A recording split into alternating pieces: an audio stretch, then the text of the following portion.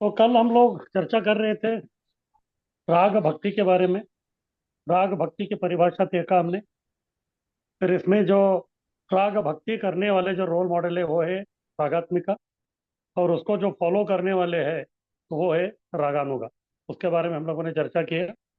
और ये राग भक्ति में दो प्रकार है, एक काम रूप और एक संबंध रूप। तो कल हम लोग काम रूप के बारे में चर्चा कर रहे थे। फिर बाद में काम रूप रागात्मिका जो गोपी है उनके बारे में हम लोग चर्चा किया। फिर बाद में काम रूप रागानुगा जो कामानुगा लोग हैं तो उनको फॉलो करने वाले उनके बारे में चर्चा किया। उसके बाद दूसरा है संबंध रूप। तो संबंध रूप जो है उसमें रोल मॉडल संबंध रूप का रागात्मिका कौन है, और हम लोग जो है संबंध रूप रागानुगा, तो ये कैसे होंगे। तो इस प्रकार से रागात्मिका दो प्रकार का है, एक काम रूप और एक संबंध रूप। तो दोनों रोल मॉडल है, उसके बारे में कल हम लोग चर्चा कर रहे थे। इसमें पूर्ण रूप से हम काम रूप रागात्मिका के बारे में देखा। आज हम लोग संबंध रूप रागात्मिका के बारे में देखते हैं। तो ये हो गया रागात्मिका का रोल मॉडल। फिर उसके बाद रागानुगा भक्ति क्या है। रागात्मिका हो गया रोल मॉडल, उसको फॉलो करने वाले जो रागानुगा है, तो रागानुगा भक्ति क्या है, वो कैसे करने का, कैसे बनेंगे, वो सब जो है बताएंगे। फिर इसमें भी दो प्रकार है। जो काम रूप चाहता है वो काम रूप रागानुगा बनेगा, उसको कामात्मिका को फॉलो करना है। फिर दूसरा संबंध रूप चाहने वाला जो संबंध रूप रागानुगा बनना चाहता है वो संबंध रूप रागात्मिका को फॉलो करना पड़ता है। तो उसके बारे में जो अभी हम लोग चर्चा करेंगे, सबसे पहले संबंध रूप रागात्मिका जो है उसका परिभाषा क्या है।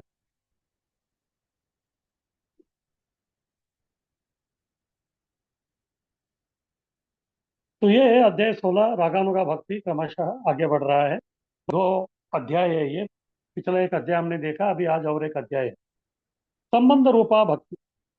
नंद महाराज तथा माता यशोदा जैसे वृंदावन के वासियों के भाव में आदि भगवान कृष्ण के पिता तथा माता होने की आदर्श दिव्य भावना पाई जाती है। सत्य तो यह है कि न तो कोई कृष्ण का पिता हो सकता है, न ही उनकी माता। किंतु भक्त में ऐसी दिव्य भावना का होना कृष्ण के प्रति वात्सल्य संबंध कहलाता है। कृष्णीगण द्वारका में रहने वाले कृष्ण के संबंधी भी ऐसा ही अनुभव करते थे। इस तरह कृष्ण कुल से संबंधित द्वारका के तथा वृंदावन दोनों के निवासियों में कृष्ण के प्रति स्वतः स्फुरित राग वात्सल्य संबंध में पाया जाता है। कृष्णियों तथा वृंदावन वासियों द्वारा प्रदर्शित कृष्ण के प्रति रागमय प्रेम उनमें नित्य विद्यमान रहता है। वैदिक भक्ति में इस प्रेम के विषय में तर्क वितर्क करने की आवश्यकता नहीं, क्योंकि आगे चलकर उन्नत अवस्था में यह अपने आप विकसित हो जाता है। तो अभी संबंध रूप राग भक्ति के बारे में बोल रहे हैं, और इसके संबंध रूप रागात्मिका यानी कि इसके जो रोल मॉडल है वो सामान्यतः उसमें वात्सल्य रस, सख्य रस और दास्य रस सब आता है।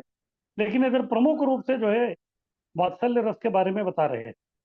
तो कृष्ण के प्रति वात्सल्य रस वात्सल्य भाव दर्शाने वाले जो भक्त लोग हैं, जैसे वो वृंदावन के नंद यशोदा या फिर वरिष्ठ गोप गोपियां हो सकते हैं, या फिर द्वारका में भी जैसे वसुदेव और देवकी है, या अन्य जो अ, वरिष्ठ जो द्वारकावासी है, तो उनमें भी जो इस प्रकार का संबंध रूप जो वात्सल्य भाव का जो भक्ति उसको हमको देखने को मिलता है।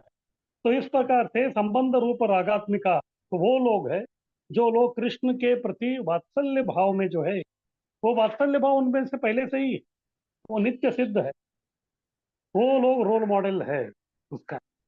तो इस प्रकार से ये राग भक्ति का जो रागात्मिका है, रागात्मिका यानी कि रोल मॉडल, उसमें एक कामात्मिका यानी कि गोपियां, और दूसरा संबंधात्मिका यानी कि नंद यशोदा जैसे जो है वरिष्ठ लोग, ये दोनों के बारे में अभी बताया गया। तो इसमें रागात्मिका भक्ति हो गया, यानी कि रोल मॉडल के बारे में हम लोगों ने समझ गए। अभी एक बार रोल मॉडल के बारे में समझने के बाद अभी हमको उनके जैसा बनना है, यानी कि उनको फॉलो करना है। और जब उनको फॉलो करने के लिए जो भक्ति करते हैं उसको बोलते हैं रागानुगा भक्ति। उनका जो राग है यानी कि स्वयं स्फूर्त भक्ति है, वो हम चाहते हैं और उसको हम लोग फॉलो यानी कि अनुगमन करना चाहते हैं। तो इसीलिए हमको जो है रागानुगा भक्ति या रागानुगा भक्त कहते हैं। तो अभी प्रश्न उठता है कि ये जो रागानुगा भक्ति है ये किसको मिलता है, इसकी पात्रता क्या है, उसके बारे में जो है अभी रूप गोस्वामी हमको समझाएंगे। रागानुगा भक्ति की पात्रता, ऐसे व्यक्ति जो वृष्णियों तथा वृंदावन वासियों जैसे कृष्ण के नित्य भक्तों के पद चिन्हों का अनुसरण करना चाहते हैं, वे रागानुगा भक्त कहलाते हैं। जिसका अर्थ यह होता है कि वे उन भक्तों की सी सिद्धि पाने के लिए प्रयत्नशील रहते हैं। तो इधर बता रहे कि जो रागानुगा जो लोग हैं वो तो उन वो नहीं बन सकते। जिस प्रकार से कोई व्यक्ति राधा रानी या सखी नहीं बन सकते, उसी प्रकार से कोई व्यक्ति नंद और यशोदा नहीं बन सकते। लेकिन उनका जो भाव है, हाँ, वो भाव को जो है हम लोग ले सकते हैं। और वो भाव को लेने के लिए हमको उनको अनुसरण करना पड़ेगा, उनका हमको फॉलो करना पड़ेगा। तो ये है पात्रता। पात्रता ये है कि सबसे पहले अनर्थ निवृत्ति होने के बाद हमको हमारे मन में जो है इच्छा प्रकट होना चाहिए, मुझे जो है वात्सल्य रस में कृष्ण का जो है राग भक्ति करना है, या फिर मुझे जो है ये माधुर्य रस में जो है कृष्ण का भक्ति करना है। तो ये जिस व्यक्ति में इस प्रकार का अनुराग उत्पन्न होता है, तो फिर वो व्यक्ति जो है रागानुगा भक्ति करने के लिए जो है वो पात्र हो जाता है।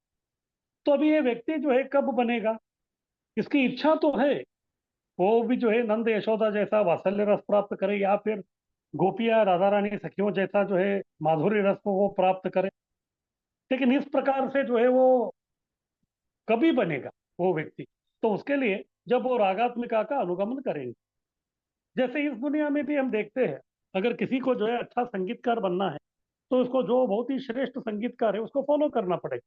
बहुत सारे लोग बहुत सारे संगीतकारों को जो अपना रोल मॉडल समझाते हैं। या अगर किसी को चित्रकार बनना है, तो इस दुनिया का जो है सबसे सर्वश्रेष्ठ जो चित्रकार है वो उनका रोल मॉडल हो। अगर किसी को जो है क्रिकेट वाला बनना है, तो फिर कोई क्रिकेट प्लेयर जो है वो उनका रोल मॉडल बनता है। किसी को जो है फिल्म स्टार बनना है, तो कोई फिल्म स्टार उनका रोल मॉडल बनता है। इसी प्रकार अगर किसी को जो है उसको ये राग भक्ति करना है, तो फिर वो जो रोल मॉडल है यानी कि जो रागात्मिका है, तो उनका जो उनको अनुगमन करना पड़ेगा, तभी जो है वो बन सकते हैं। ये रागानुगा भक्त वैदिक भक्ति का कड़ाई से पालन नहीं करते, अपितु वे नंद या यशोदा जैसे किसी नित्य भक्त के प्रति अपनी रागमयी प्रकृति के कारण आकृष्ट हो जाते हैं और उनके चरण चिन्हों पर त्वरित चलने का प्रयास करते हैं। उनमें किसी भक्त विशेष जैसा बनने की आकांक्षा का क्रमिक विकास होता है और यह क्रिया रागानुगा कहलाती है। तो उनके अंदर जो बहुत ही तीव्र आतुरता रहती है, अनर्थ सब निकल गए, अभी आतुरता जो है इतना है कि बस मुझे जो इनके जैसा बनना है, इनके जैसा बनना है, इस प्रकार मन में जो है 24 घंटों वही जो है उनके मन में वो घूमता रहता है। इस प्रकार वो व्यक्ति हमेशा जो है उसी के बारे में जो स्मरण मनन चिंतन करता है, तो फिर वो व्यक्ति उस प्रकार के जो रोल मॉडल है उनका वो फॉलो जो है वो व्यक्ति कर सकता है। तो फिर आगे प्रश्न उठता है कि ठीक है, ये लोग कैसे बनेंगे, हाँ कब बनेंगे, यानी कि उनको फॉलो करने हैं, फॉलो करते करते कब तक फॉलो करना है, तो कैसे बनेंगे। सबसे पहले वैदिक भक्ति में भागवत श्रवण तथा अनर्थ निवृत्ति से शुद्ध होने के बाद सबसे पहले हमको मालूम तो पड़े कि ये नंद और यशोदा है कौन, या फिर कृष्ण और सखा जो है ये है कौन। ये हमको कहाँ से मालूम पड़ेगा, ये जब हम श्रीमद् भागवत का श्रवण करेंगे या उसका अध्ययन करेंगे तभी हमको मालूम पड़ेगा ये लोग है कौन, कैसे है। क्योंकि अगर किसी को फॉलो करना है तो सबसे पहले मालूम तो पड़े कि ये व्यक्ति है कौन। हाँ, उसके बाद जो है हम सोच सकते हैं कि हम उसके जैसे बन सकते हैं, कि अगर बनना भी है तो फिर कैसे बने क्या बने वो बाद में आता है। इसीलिए सबसे पहले व्यक्ति को जो है अपना एक पात्रता होना चाहिए, तो वो है सबसे पहले सब व्यक्ति हाँ को भाई। वैदिक भक्ति ही करनी है। वैदिक भक्ति करते करते भागवत का जब वो श्रवण करना आरंभ करेगा, तो भागवत में इन लोगों के बारे में जो है बहुत सारा जो है उसको विचार जो है मालूम पड़ेंगे। फिर बाद में भक्ति करते करते सेवा करते करते अनर्थ जब निवृत्ति हो गए, जब शुद्ध हो जाते हैं, तो तभी जो है राग भक्ति के लिए वो व्यक्ति पात्र बन जाता है। तब तक जो है वो राग भक्ति नहीं कर सकता। किंतु हमें यह सदैव स्मरण रखना चाहिए कि ब्रज यानी कि वृंदावन वासियों के चरण चिन्हों पर चलने की यह उत्साह तब तक संभव नहीं है जब तक मनुष्य भौतिक कलमश से मुक्त न हो ले। तो ये बहुत महत्वपूर्ण। अभी तक अनर्थ निकले ही नहीं है तो फिर व्यक्ति जो है ये ऊंची ऊंची बातें कैसे करे? तो बहुत मुश्किल है। जैसे बच्चा जो अभी भी उसको ABCD भी मालूम नहीं, तो उसको आप बोलेंगे कि आपको MBBS बनना है, तो उसको क्या समझ में आए? उसको कुछ समझ में नहीं आएगा। इसी प्रकार से जिस व्यक्ति के अनर्थ निवृत्ति ही नहीं हुए है तो फिर वो ये बड़ी बड़ी चीज जो है नहीं समझ। वैदिक भक्ति के सिद्धांतों का पालन करते समय एक अवस्था आती है जिसे अनर्थ निवृत्ति कहते हैं, जिसका अर्थ है समस्त भौतिक कल्मश का लोप। कभी कभी कोई व्यक्ति ऐसे भक्तिमय प्रेम का अनुकरण करता है, किंतु वास्तव में यह अनर्थों अर्थात अवांछित आदतों से मुक्त नहीं हुआ होता। अगर कोई व्यक्ति तो जबरदस्ती चलो मुझे जो है गोपी बनना है, तो फिर जो है वो केवल साड़ी पहन के उस प्रकार से अगर वो ढोंग करेगा तो फिर वो नहीं है।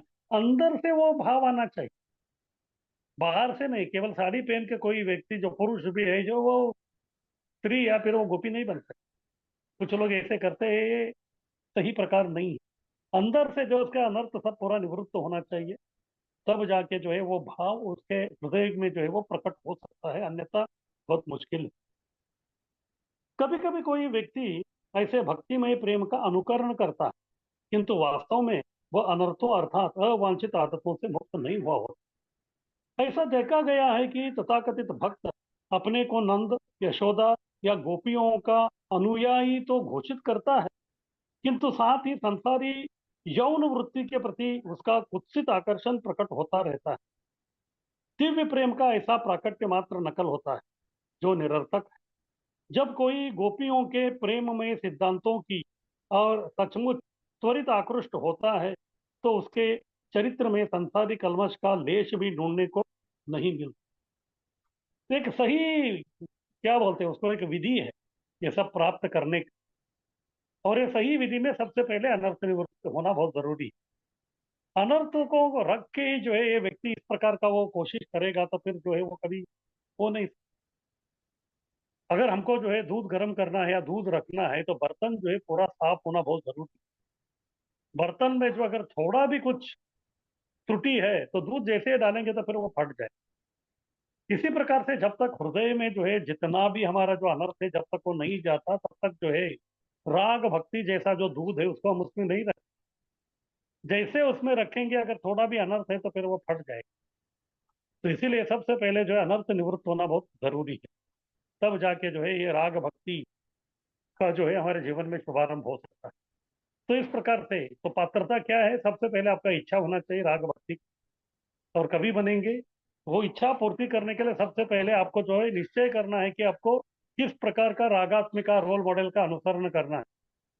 ये हो गया, लेकिन उसके बाद जो है आपको सबसे पहले जो है वैदिक भक्ति पूर्ति करनी पड़ेगी। वैदिक भक्ति में भागवत का श्रवण करके आपके जो रोल मॉडल है उनके बारे में पूर्ण परिचय आपको होना चाहिए। फिर उसके बाद जो है अनर्थ निवृत्ति से जो है शुद्ध धीरे धीरे जो है। स्लाइड आगे कीजिए।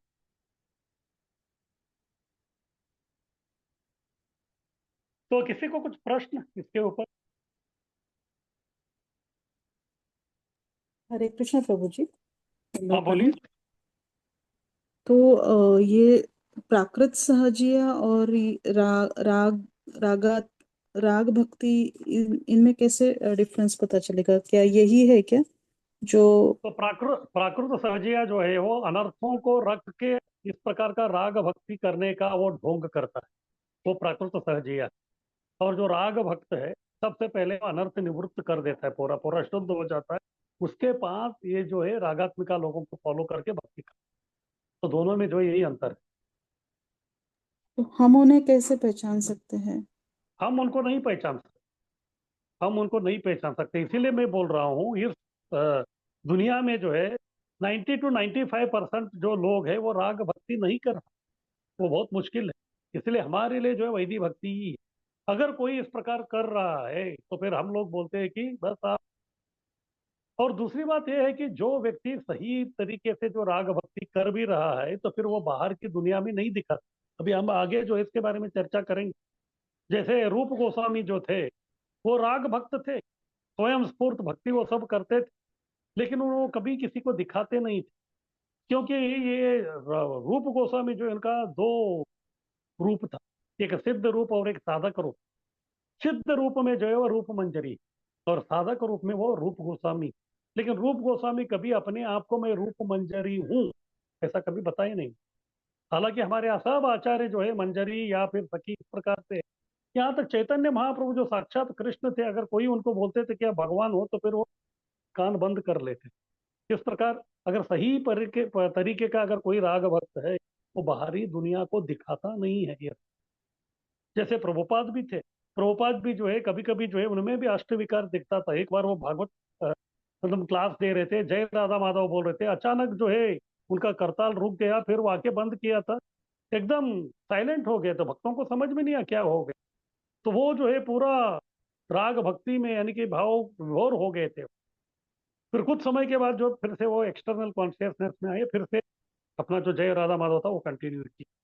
तो इस प्रकार से असली राग भक्त जो है वो प्रदर्शन नहीं करता कभी, बिल्कुल जो है वो दिखाता नहीं। और बाकी जो है दिखा रहा है तो फिर आपको समझ में आ जाना चाहिए कि ये जो है पूरा नकल करने वाला ठगी व्यक्ति। थैंक यू प्रभु जी, समझ। अरे, और किसी को कुछ पूछना है?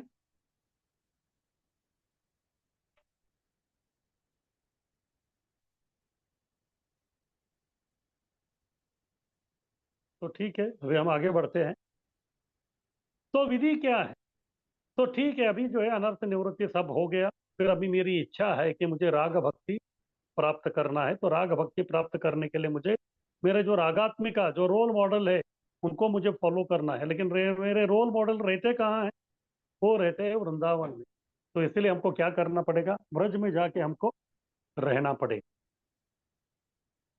श्रील रूप गोस्वामी,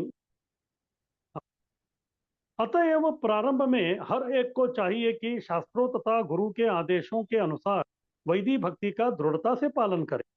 भौतिक कल्मश से मुक्ति प्राप्त करने के पश्चात ही वृंदावन के भक्तों के चरण चिन्हों का पर चलने की आकांक्षा करनी चाहिए। यानी कि सबसे पहले आप अपने गांव में रह के अनर्थ निवृत्त हो जाइए, इधर भी रह के, उसके बाद आप जो है वृंदावन का वास करने का जो है आप सोच सकते हैं।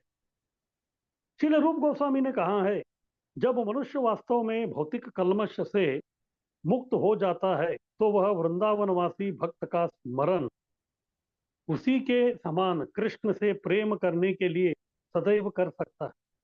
तो एक प्रकार से वो व्यक्ति पागल हो जाता है कृष्ण के प्रति। हाँ, तो हमेशा जो है कृष्ण का श्रवण स्मरण कीर्तन करता है तो पूरा 124 आवर्स, हाँ 24 घंटा जो है यही काम करता रहता है। ऐसी मनोवृत्ति भाव विकसित हो जाने पर वह सदैव, यहाँ तक कि अपने मन के भीतर भी वृंदावन में वास करेगा। तात्पर्य यह है कि यदि संभव हो तो मनुष्य को सशरीर ब्रजभूमि अर्थात वृंदावन में रहना चाहिए और ब्रज धाम के भक्तों का अनुसरण करते हुए सदैव भगवान की सेवा में रत होना चाहिए। किंतु यदि सशरीर वृंदावन में रह पाना संभव न हो पाए तो कहीं भी उस स्थिति में रहते होने पर ध्यान किया जा सकता है। वह चाहे जहां भी रहे, उसे ब्रज धाम के जीवन के विषय में तथा भगवत भक्ति में लगे भक्त विशेष के पद चिन्हों का अनुसरण करने के विषय में सदैव सोच विचार करना चाहिए। तो इधर बोल रहे कि ठीक है, अनर्थ निवृत्ति हो गए तो अभी आपके पास दो विकल्प है। अभी ब्रजवासी का जो भाव है उसको आपको फॉलो करना है। अगर आप जो जगह में रह रहे उधर से ही जो है ब्रजवासी का भाव का अगर आप फॉलो कर सकते हैं तो ठीक है, या फिर अगर आप वृंदावन में जाके शरीर उधर रह के वो कर रहे हैं तो वो भी ठीक। लेकिन अगर कुछ लोगों को उधर वृंदावन जाके करने की उनको जो है मौका नहीं मिलता है तो फिर वो दूसरी जगह भी कर सकते। इसका अच्छा उदाहरण है चैतन्य महाप्रभु। चैतन्य महाप्रभु जो है उनका इच्छा था कि वृंदावन में जाके रहने का, इसीलिए तो आए। वो कौन है? साक्षात कृष्ण राधा रानी का भाव का जो है वो आस्वादन करने के लिए आए थे। और राधा रानी का भाव का आस्वादन वो अच्छी तरह कहाँ कर सकते? जहाँ राधा रानी घूम रही है, लीला किया वो सब स्थान में, यानी कि वृंदावन। लेकिन उनके माँ ने उनको बता दिया कि आप वृंदावन मत जाइए, वृंदावन और जगन्नाथपुरी में कोई अंतर नहीं है, कृपा करके जगन्नाथपुरी जाइए, क्योंकि जगन्नाथपुरी वृंदावन से नजदीक है और आपका जो है खबर हमको मिलती रहे। केवल अपनी माँ का जो है ये इच्छा जो है उसको रखने के लिए वो वृंदावन न जाकर जगन्नाथपुरी में रहे, लेकिन कुछ फर्क नहीं पड़ा। जब तक वो जगन्नाथपुरी में थे उधर जो है वृंदावन के भाव को ही वो दिखा रहे। जैसे उन्होंने एक बालू का जो है एक टेकड़ी को देख लिया तो उनको लगा कि ये गोवर्धन है। और कभी कभी समुंदर के देख के उनको लगता था कि ये यमुना है। एक बार समुंदर को देख के यमुना करके उसमें छलांग लगा दिया तो फिर वो जगन्नाथपुरी से कोणार्क मंदिर चले। और कभी जो है वो बालू का टेकड़ी को देख के उनको लगा कि ये गोवर्धन है। इस प्रकार से जो है वो रह रहे थे जगन्नाथपुरी में, लेकिन उनका मन जो है हमेशा वृंदावन में रहता था, इसलिए वो बोलते थे मोरा मन वृंदावन। इसलिए बोलते थे कि मोरा वन वृंदावन। तो इस प्रकार से जो है ब्रज धाम ठीक है, शरीर के साथ तन के साथ आप उधर रहे या न रहे, लेकिन मन को जो है हमेशा वृंदावन में हाँ, मन को जो है वृंदावन भाव में लेके आना जो है बहुत आवश्यक है।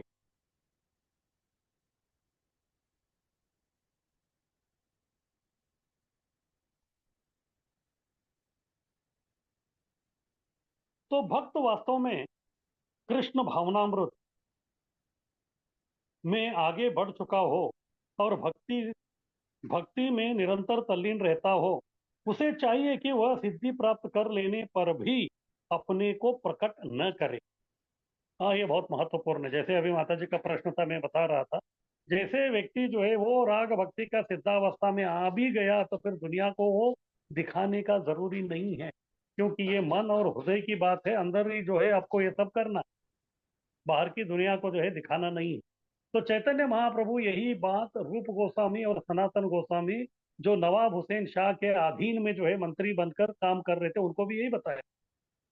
उनको उन्होंने एक उदाहरण दिया, जैसे अगर कोई कन्या है, उसका जो है किसी के साथ प्रेम था, लेकिन दुर्भाग्यवश अपने प्रेमी के साथ उसका विवाह नहीं हुआ, कोई अन्य व्यक्ति के साथ उसका विवाह हो गया, तो फिर वो ससुराल चली गई। अभी ससुराल में वो बैठी है, उसका शरीर ससुराल में है, लेकिन उसका मन जो है हमेशा अपना जो प्रेमी है उसका चिंतन में लगा हुआ। और इधर जो है उसका प्रेम का व्यवहार किसी को मालूम नहीं होना चाहिए। इसके लिए वो क्या करती है, वो इतनी शातिर है, हाँ इतना वो निपुण है कि अपना काम जो है बहुत अच्छी तरह सब कर। ये उदाहरण देके चैतन्य महाप्रभु रूप गोस्वामी सनातन गोस्वामी दोनों को बोला बताया कि मुझे मालूम है कि ये नवाब हुसैन शाह के इसमें जो है काम करने का आपका कोई इच्छा नहीं है, लेकिन जब तक कृष्ण आपके ऊपर कृपा नहीं करते तब तक आपको इधर रहना है। बाहरी दृष्टि से आपको दिखाना है कि आप जो है उन्हीं का सेवा कर रहे हैं, लेकिन आपके अंतरंग में, हाँ हृदय के अंतरंग में जो है आपको कृष्ण का भक्ति ही कर। हाँ, तो इस प्रकार से जो है अगर कोई व्यक्ति राग भक्ति में आ भी गया, उसका पूरा अनर्थ निवृत्ति हो भी गया, तो पूरा जो है दुनिया में डिंडोरा पीटने का जरूरी नहीं है। वो अपना व्हाट्सएप स्टेटस में डालने का जरूरी नहीं है, फेसबुक में बताने का जरूरी नहीं है, ये उसकी अंदर की बात। हाँ, ये जो है बहुत ही गौप्य प्रकार का जो है इसका ये भक्ति है। उसे चाहिए कि वह सिद्धि प्राप्त कर लेने पर भी अपने को प्रकट न कर। भाव यह है कि जब तक वह सशरीर वहां रहे तब तक उसे नव दीक्षित की भांति आचरण करना चाहिए। तो ये कब तक करना है, जब तक उसकी आत्मा उस शरीर में है तब तक उसको जो है उसी प्रकार का जो है व्यवहार करना है। बाहर की दुनिया को जो है देखने की कोई जरूरी नहीं है। ये आप और कृष्ण के बीच का व्यवहार है, बहुत ही प्राइवेट है। इसको जो है पूरा दुनिया को बताने का जो है कोई आवश्यकता जो है नहीं। जैसे इस दुनिया में भी हम देखते हैं, अगर कोई एक लड़का और लड़की दोनों प्यार कर रहे हैं तो उसको दुनिया को उनको बोलने की जरूरी नहीं है, तो अंदर भी जो है उनका सब चलता है।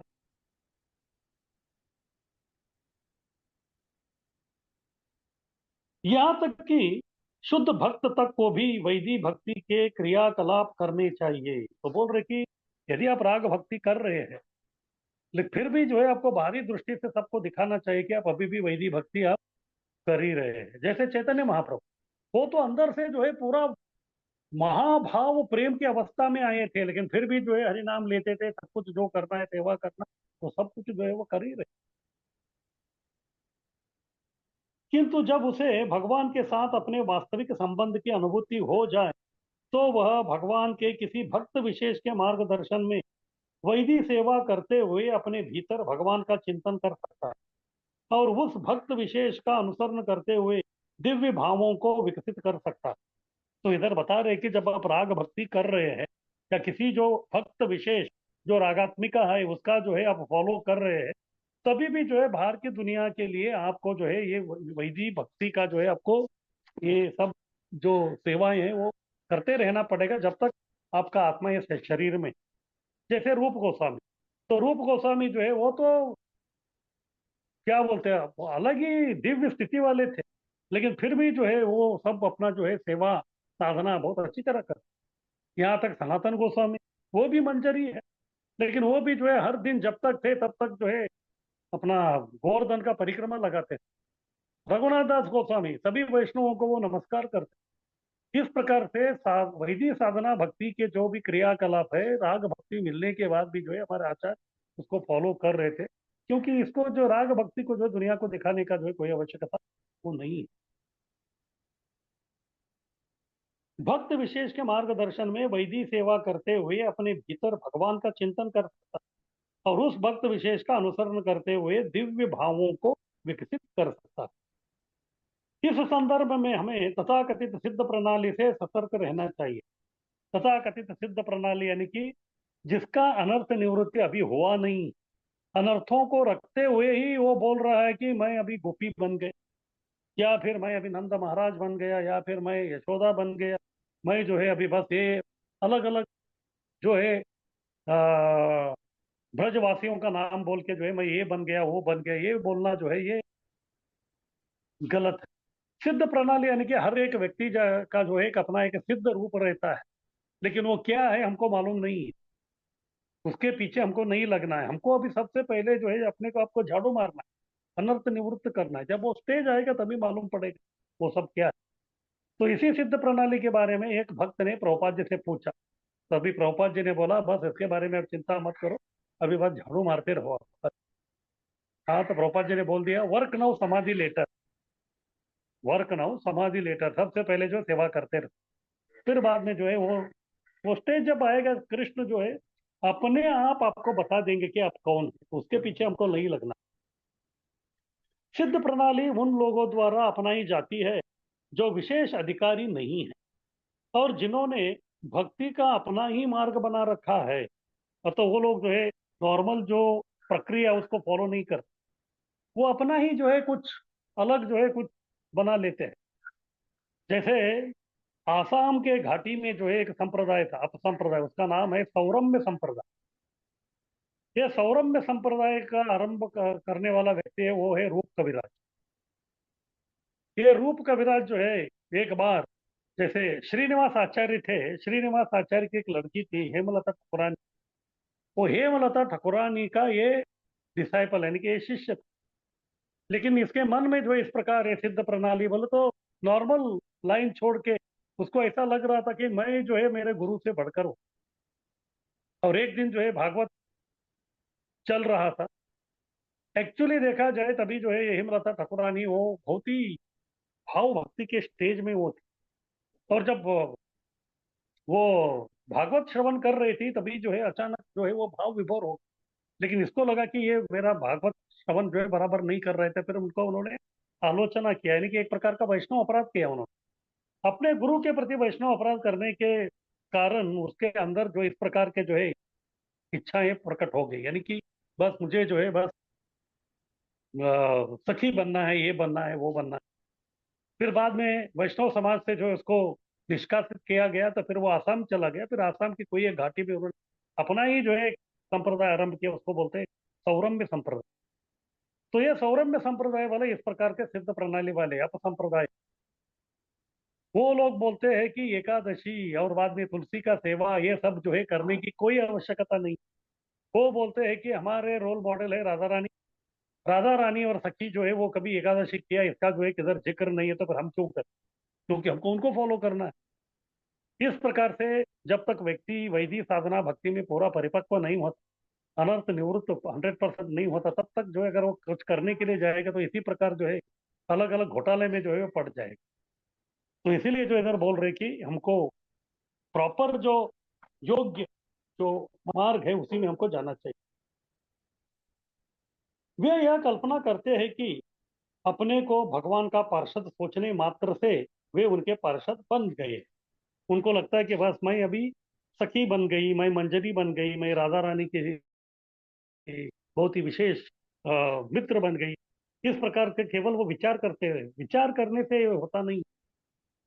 विचार करने से पहले आप उसके लिए हमारी क्वालिफिकेशन, योग्यता, पात्रता है कि वो देखना पड़ेगा। बिना पात्रता का जो है अगर हम इस प्रकार से कुछ ये करेंगे तो फिर वो हमारे जीवन के लिए जो है वो अच्छा नहीं है। तो इसलिए वे यह कल्पना करते हैं केवल कि अपने को भगवान के पार्षद सोचने मात्र से वे उनके पार्षद बन गए। यह बाह्य आचरण विधि विधानों के अनुकूल नहीं है। इस प्रकार भारी दुनिया इससे वो दिखाएंगे कि मैं सखी हूँ, ये उनके भक्ति के लिए अनुकूल नहीं है। तथाकथित सिद्ध प्रणाली का अनुसरण प्राकृत सहजिया करते हैं। प्राकृत सहजिया यानी कि भक्ति को सहज ले लेते हो। कोई नियम नहीं, कोई ये नहीं, कुछ करने का कोई जरूरी नहीं है, तो बस अपने आप को बस। कुछ जो लोग हैं वो केवल ऐसा लगता है कि केवल साड़ी पहनने से वो गोपी बन, ये ऐसा कभी होता नहीं। हाँ, तो ये जो है पूरा ठगी है। जो तथाकथित वैष्णवों को छद्म संप्रदाय है, शील रूप गोस्वामी के अनुसार ऐसे कार्य व्यक्ति के आदर्श मार्ग में बाधक है। तो इस प्रकार से जो अगर कोई व्यक्ति अपने आप को जो है कुछ समझ रहा है, अनर्थ निवृत्ति नहीं हुआ है, तो फिर वो अपने आप को ठग रहा है और दूसरे को कुछ नहीं। फिर जो लोग उसको फॉलो करते हैं तो फिर वही वो भी जो है वंचित रह जाते हैं, और ये है वंचक वंचित संप्रदाय। हाँ, यानी कि चीटर एंड द चीटेड, ये इस प्रकार का संप्रदाय चलता है। इससे जो है किसी का भला ही नहीं होता, फिर ये लोग अपराध बहुत करते हैं तो ये लोग नरक में चले जाएंगे। इससे जो हमको हमेशा बच के रहना चाहिए। तो किसी को कुछ पूछना है इसके बारे में? हरे कृष्ण प्रभु जी, दंडवत प्रणाम। हाँ, बोलिए। तो इनका मतलब ये प्राकृत सहजिया का डेस्टिनेशन नरक होता है क्या? अभी देखिए, वो जितना अपराध करेंगे उसके ऊपर है, और वो अपराध हो ही जाता है। हाँ, क्योंकि वो बराबर जो ये है रूल्स जो है वो फॉलो नहीं कर रहे, तो किधर न किधर तो अपराध हो ही जाएगा। और जैसे अपराध होता है तो फिर जो है उनके अपराध के अनुसार जो है उनको दंड मिल जाए।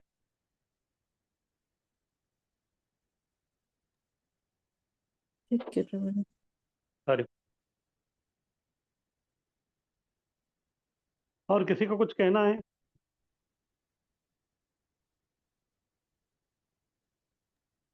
हरे कृष्ण प्रभु जी। हाँ, बोलिए।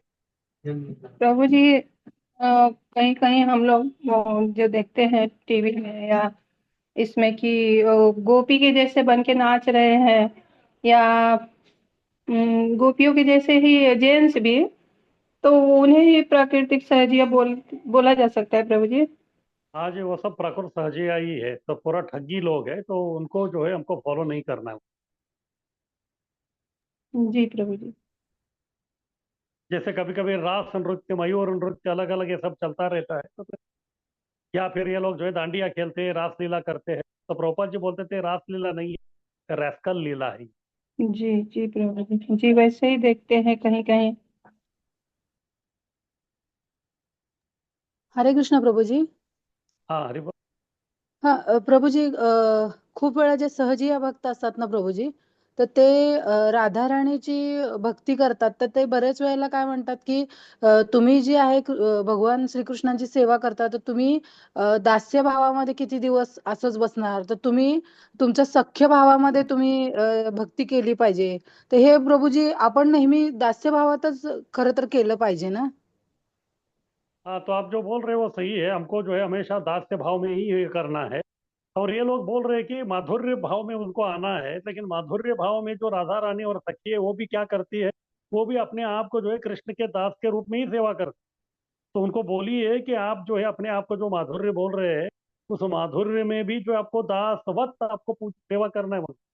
भले ही वो कोई भी रस हो, अंत में जो है भगवान भगवान है और हम उनके नित्य दास है, कोई भी रस क्यों ना हो। हरे कृष्ण प्रभू जी.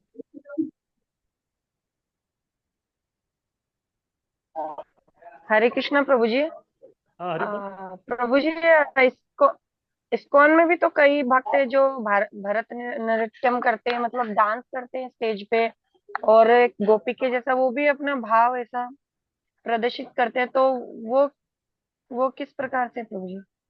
देखिए, ये जो डांस करते हैं ये जो है केवल एक प्रदर्शन है, जो हमेशा वो नहीं करते। केवल कोई एक नाटक है, उसमें जो है किस प्रकार गोपियां वगैरह का सेवा करते हैं वो दर्शाने के लिए कोई एक नाटक या नाट्य कर रहे तो वो ठीक है। लेकिन स्टेज के ऊपर कर रहे तो ठीक है, लेकिन स्टेज के बाद भी अगर वो उसी नाटक को कंटिन्यू कर रहे हैं तो फिर वो उनके लिए अच्छा नहीं है। जी प्रभु जी, तो प्रोग्राम में हम स्टेज के ऊपर ऐसा कर सकते हैं? हाँ, तो प्रोग्राम में आप स्टेज के ऊपर कर रहे हैं, आप क्यों कर रहे हैं? क्योंकि आप जो गोपियां वगैरह जो कर रहे हैं उसको दर्शा रहे हैं। आप अपने आप को वो जी। भाव में आप है ऐसा आप किधर भी जो है अपने आप को प्रदर्शित नहीं कर रहे हैं। जी प्रभु अरे, जी।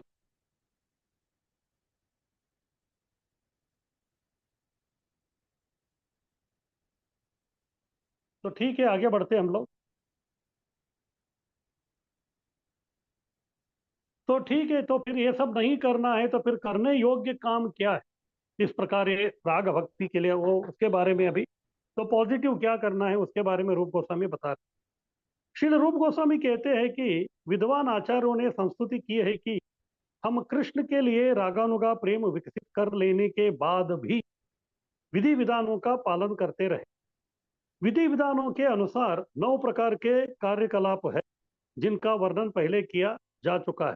यानी कि अगर कोई व्यक्ति राग भक्ति का अंदर से वो कर भी रहा है तो बाहरी दृष्टिकोण से उसको ये 9 में से कोई ना कोई जो है अंग का फॉलो जो है उसको साधना करना चाहिए। श्रवणम कीर्तनम विष्णु स्मरणम अर्चनम वंदनम दास्यम सख्यम आत्मनिवेदन। हाँ, ये सब करते ही रहना, क्योंकि अंत में जब हम लोग वृंदावन जाएंगे तो उधर भी हमको यही करना। अंत में उधर भी जो है दास ही करना, दास के भाव में ही जो है पूरा सब सेवा करना है। विधि विधानों के अनुसार 9 प्रकार के कार्यकलाप है जिनका वर्णन पहले किया जा चुका है। मनुष्य को चाहिए कि जिस भक्ति विभाग में उसकी स्वाभाविक रुचि हो वह उसी में लगे। उदाहरणार्थ कोई व्यक्ति श्रवण में विशेष रुचि रख सकता है, दूसरे को कीर्तन में विशेष रुचि हो सकती है, और तीसरे को मंदिर में सेवा करने में विशेष रुचि हो सकती है। अतएव इन तीनों अथवा शेष 6 भक्ति के प्रकारों स्मरण सेवन वंदन अर्चन सख्य या आत्मनिवेदन को पूरे मनोयोग से संपन्न करना चाहिए। इस तरह हर व्यक्ति को अपनी अपनी रुचि के अनुसार कार्य करना चाहिए। तो ठीक है, आप राग भक्ति भी कर रहे हैं तो बाहरी दृष्टि से आपको आपके रुचि के अनुसार जो कोई श्रवण कीर्तन जो भी है वो सब जो है आपको करते रहना ही, क्योंकि अंत में आपको भाव भक्ति प्रेम भक्ति सब मिलके जब आप गोलोक धाम चले जाएंगे उधर भी आपको यही काम करना है, और कुछ जो है काम नहीं है। हाँ, इधर जो चल रहा है वही हमको उधर कंटिन्यू करना है, इसलिए इसको जो हम लोग बीच में छोड़ नहीं सकते। तो इस प्रकार से ये हो गया रागानुगा भक्ति क्या है। हाँ, उसका परिभाषा क्या है, फिर उसके लिए पात्रता क्या है, उसके लिए क्या करे, वृंदावन में रहे, फिर उधर जाके क्या करे, रागात्मिका जो लोग उनको फॉलो करे। लेकिन इसमें सबसे विशेष बात यही है कि हमको नौटंकी नहीं करना। अनर्थ निवृत्ति से पहले जाके जो है जो हमारे गुरु ने हमको जो भी या गुरु के सामने हमने जो भी वचन दिया है वो छोड़ के जो हम लोग दूसरा जो हम लोग वो नहीं कर सकते। हमको जो है कोई भी अवस्था में जो है ये नवविधा जो भक्ति है ये हमको करते ही रहना है। इस प्रकार से जो हमको ब्रज में ही रहना है, ब्रज में ही रह के ये सब करना है। फिर कैसे करें, मैं बताया कि 2 रूप में, एक साधक रूप और सिद्ध रूप। हाँ, तो बाहरी रूप से जो हमको हमेशा साधक रूप में हमको दिखाना है जैसे रूप गोस्वामी दिखाते थे, लेकिन अंदर सिद्ध रूप। तो ऐसे कुछ आचार्य कहते हैं कि रूप गोस्वामी जो है दिन के 22 घंटा जो है अपने आप को साधक रूप में प्रदर्शित करते थे, और केवल 2 घंटा जो है वो भी अंतरंगा में अंदर चलता था। रूप मंजरी जैसा जो है वो भावना को प्रकट अपने आप में करते थे, दूसरों को नहीं। इस प्रकार से वो जो जो थे उनका एक साधक रूप भी था और एक सिद्ध रूप भी था। और इसके अनुकूल क्रिया क्या है? इसके अनुकूल क्रिया यही है कि हमको अपना जो है साधना को छोड़ना नहीं है, साधक रूप को रखना है। कब तक? जब तक हमारी आत्मा इस शरीर को त्याग के नहीं जाती। आगे कीजिए।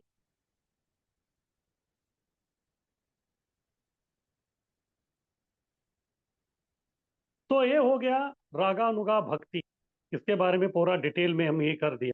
तो फिर अभी ये जो रागानुगा है इसमें भी दो प्रकार, एक है जो लोग काम रूप को फॉलो करना चाहते हैं उनको बोलते हैं कामानुगा, और जो लोग वात्सल्य सख्य या फिर दास्य भाव में के लोग हैं उनको फॉलो करना चाहते हैं, या फिर वो रस में वो भक्ति करना चाहते हैं तो उनको बोलते हैं संबंधानुगा। आगे कीजिए।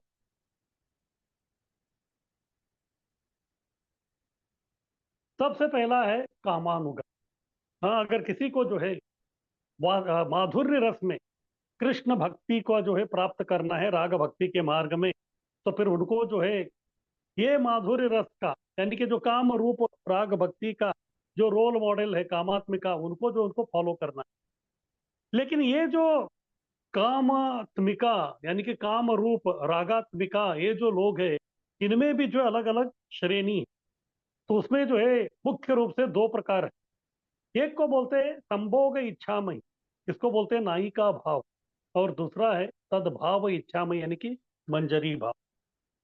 जैसे रासलीला चलती है कृष्ण के साथ, ऐसे देखा जाए तो सभी सखियां गोपियां मंजरी सब लोग जो है वात्सल्य रस का जो है एक लेवल में आ गए हैं।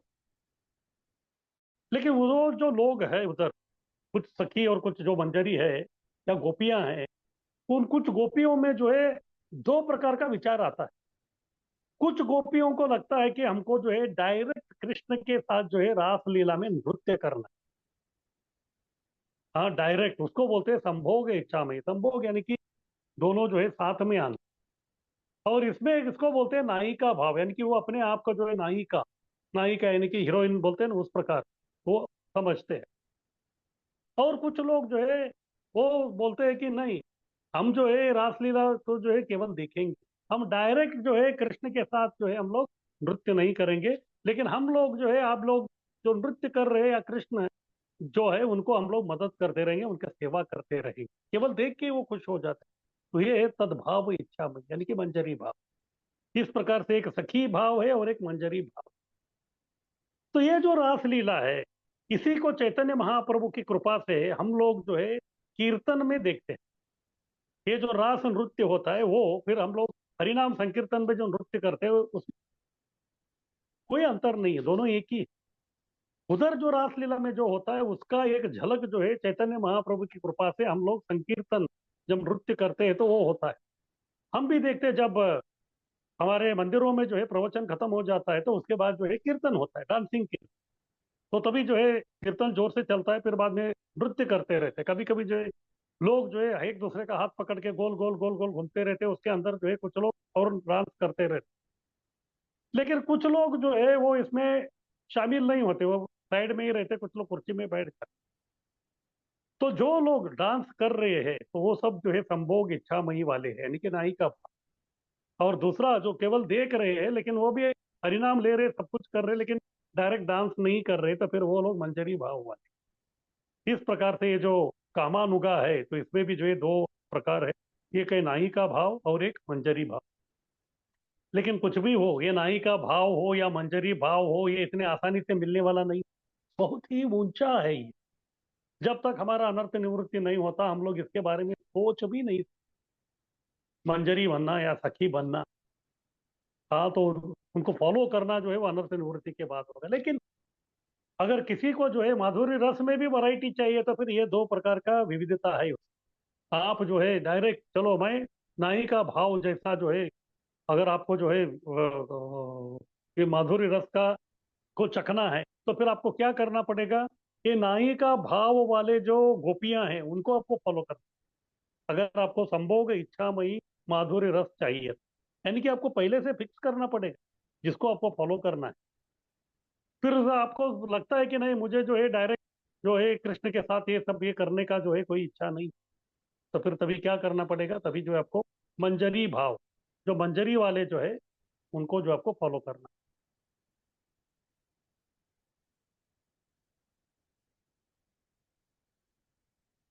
तो इसलिए पहले आपको फिक्स करना पड़ेगा कि आपको किस प्रकार का माधुर्य रस चाहिए। एक बोलते सखी भाव और दूसरे को बोलते मंजरी भाव। अभी इसके बारे में बता रहे कामानुगा प्रेम। वृंदावन की गोपियों अथवा द्वारका की रानियों के पद चरण चिन्हों पर चलते हुए जो भक्ति की जाती है वह कामानुगा या माधुर्य भक्ति कहलाती है। अगर माधुर्य भक्ति चाहिए तो फिर दो आपके रोल मॉडल हो सकते हैं। वृंदावन का गोपियां, कल हम लोग उसके बारे में चर्चा कर रहे थे, वो है समर्था रथी। और दूसरा जो है द्वारका की रानियां, वो भी माधुर्य रस में एक पति पत्नी का उधर संबंध है, उसको बोलते हैं समंजसा रथ। इस प्रकार से दो वैरायटी उसमें है। इस माधुर्य भक्ति के दो विभाग किए जा सकते हैं।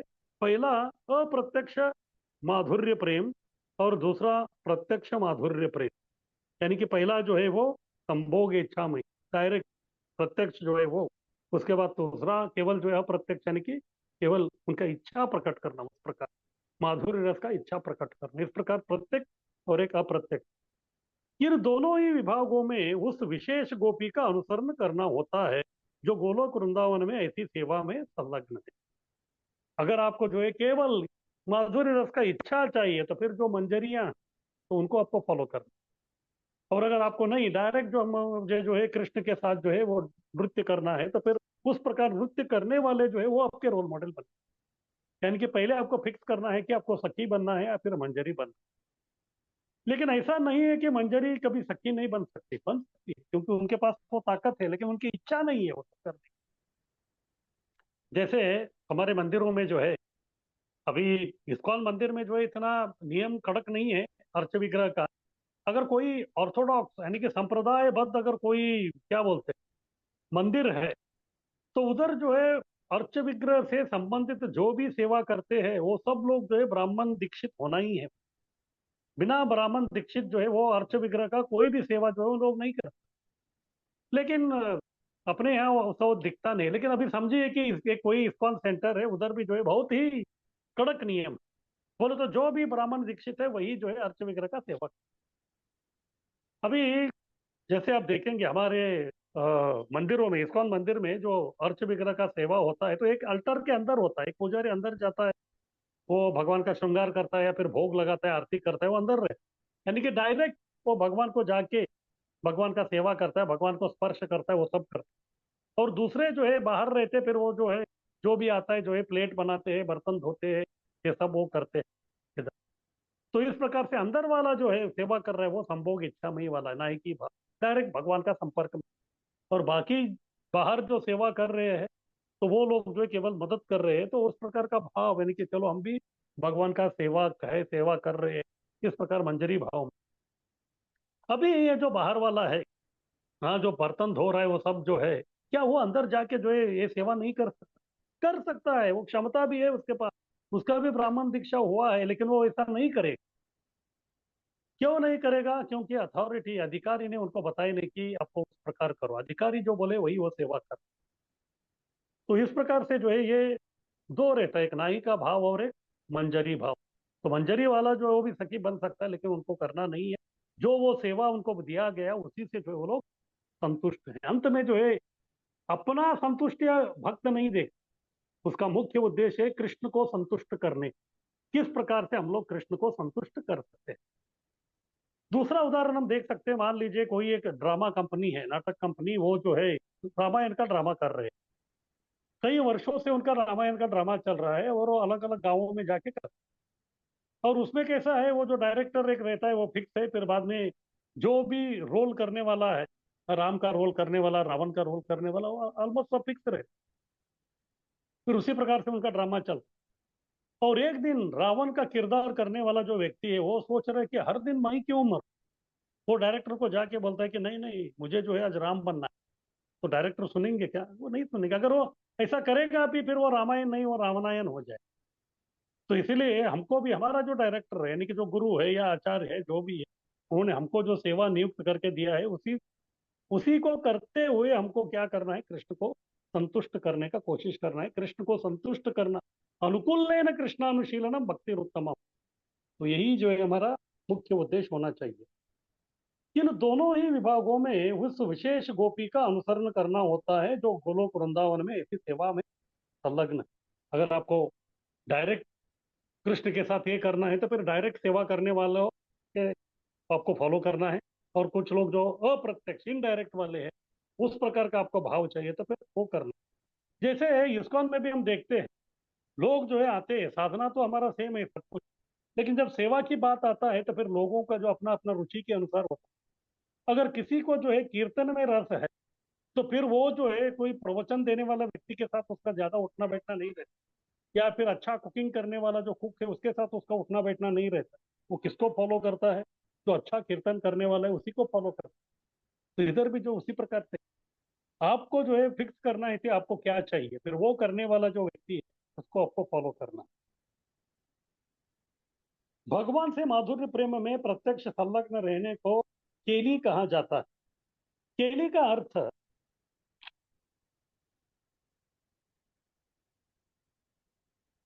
है भगवान से सीधा संयोग होना। कुछ भक्त परम पुरुष से प्रत्यक्ष संपर्क नहीं चाहते, अपितु वे गोपियों के साथ भगवान के प्रेम व्यापार का आस्वादन करते हैं। ऐसे भक्त गोपियों के साथ कृष्ण की लीलाओं का केवल श्रवण करके आनंद लेते हैं। इस प्रकार दो प्रकार। हाँ, तो एक जो है वो डायरेक्ट सखी भाव में रहते हैं, और दूसरे जो है मंजरी, केवल जो है उनको मदद करते, तो जो है सेवा वो लोग सब जो है करते रहते। तो किसी का कुछ प्रश्न इसके ऊपर?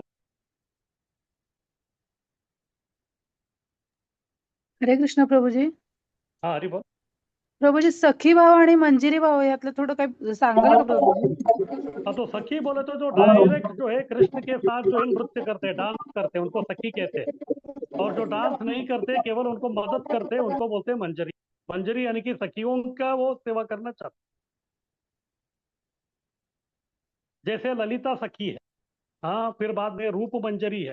रूप मंजरी, ये सब जो मंजरी है हमारे, ये सब लोग जो है ललिता सखी के अंडर में जो है वो काम करते हैं। तो इस प्रकार से एक सखी है, ललिता सखी, फिर उनके नीचे जो है सब मंजरी है। तो यही है। हरे कृष्ण हरे कृष्ण प्रभु जी। आप बोलिए। प्रभु पूछिए। जी, आप जो गोपियां हैं जो भगवान के साथ डांस करती है उनको आप नायिका बोल रहे, तो नायिका तो सिर्फ एक ही है ना, राधा रानी। तो दूसरा कैसे ये हो सकता है? देखिए, नाई का भाव बोल रहा हूँ, नायिका नहीं बोल रहा हूँ। ऐसे तो नायक और नायिका दो ही है। नाई का भाव यानी कि नायिका के साथ में जो है वो नृत्य करना चाहते हैं, तो वो भाव जो रखा है तो वो लोग नाई का भाव है। और जो डांस नहीं करना चाहते तो फिर वो जो है वो मंजरी भाव वाला। इधर भाव की बात चल रहा है। जी जी प्रभु जी। हरे कृष्ण प्रभु जी।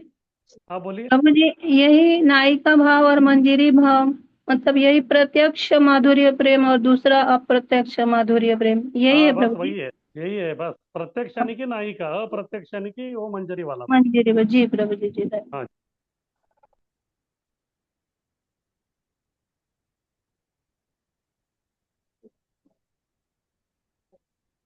और किसी का कुछ प्रश्न?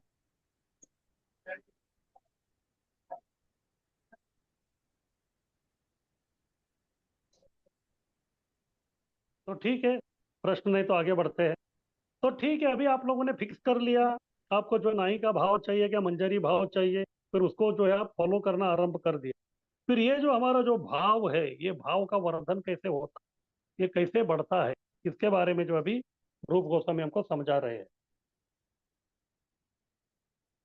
माधुर्य प्रेम का यह विकास उन्हीं में संभव है जो पहले से ही वैदिक भक्ति में, विशेष रूप से मंदिर में राधा कृष्ण की पूजा में लगे रहते हैं।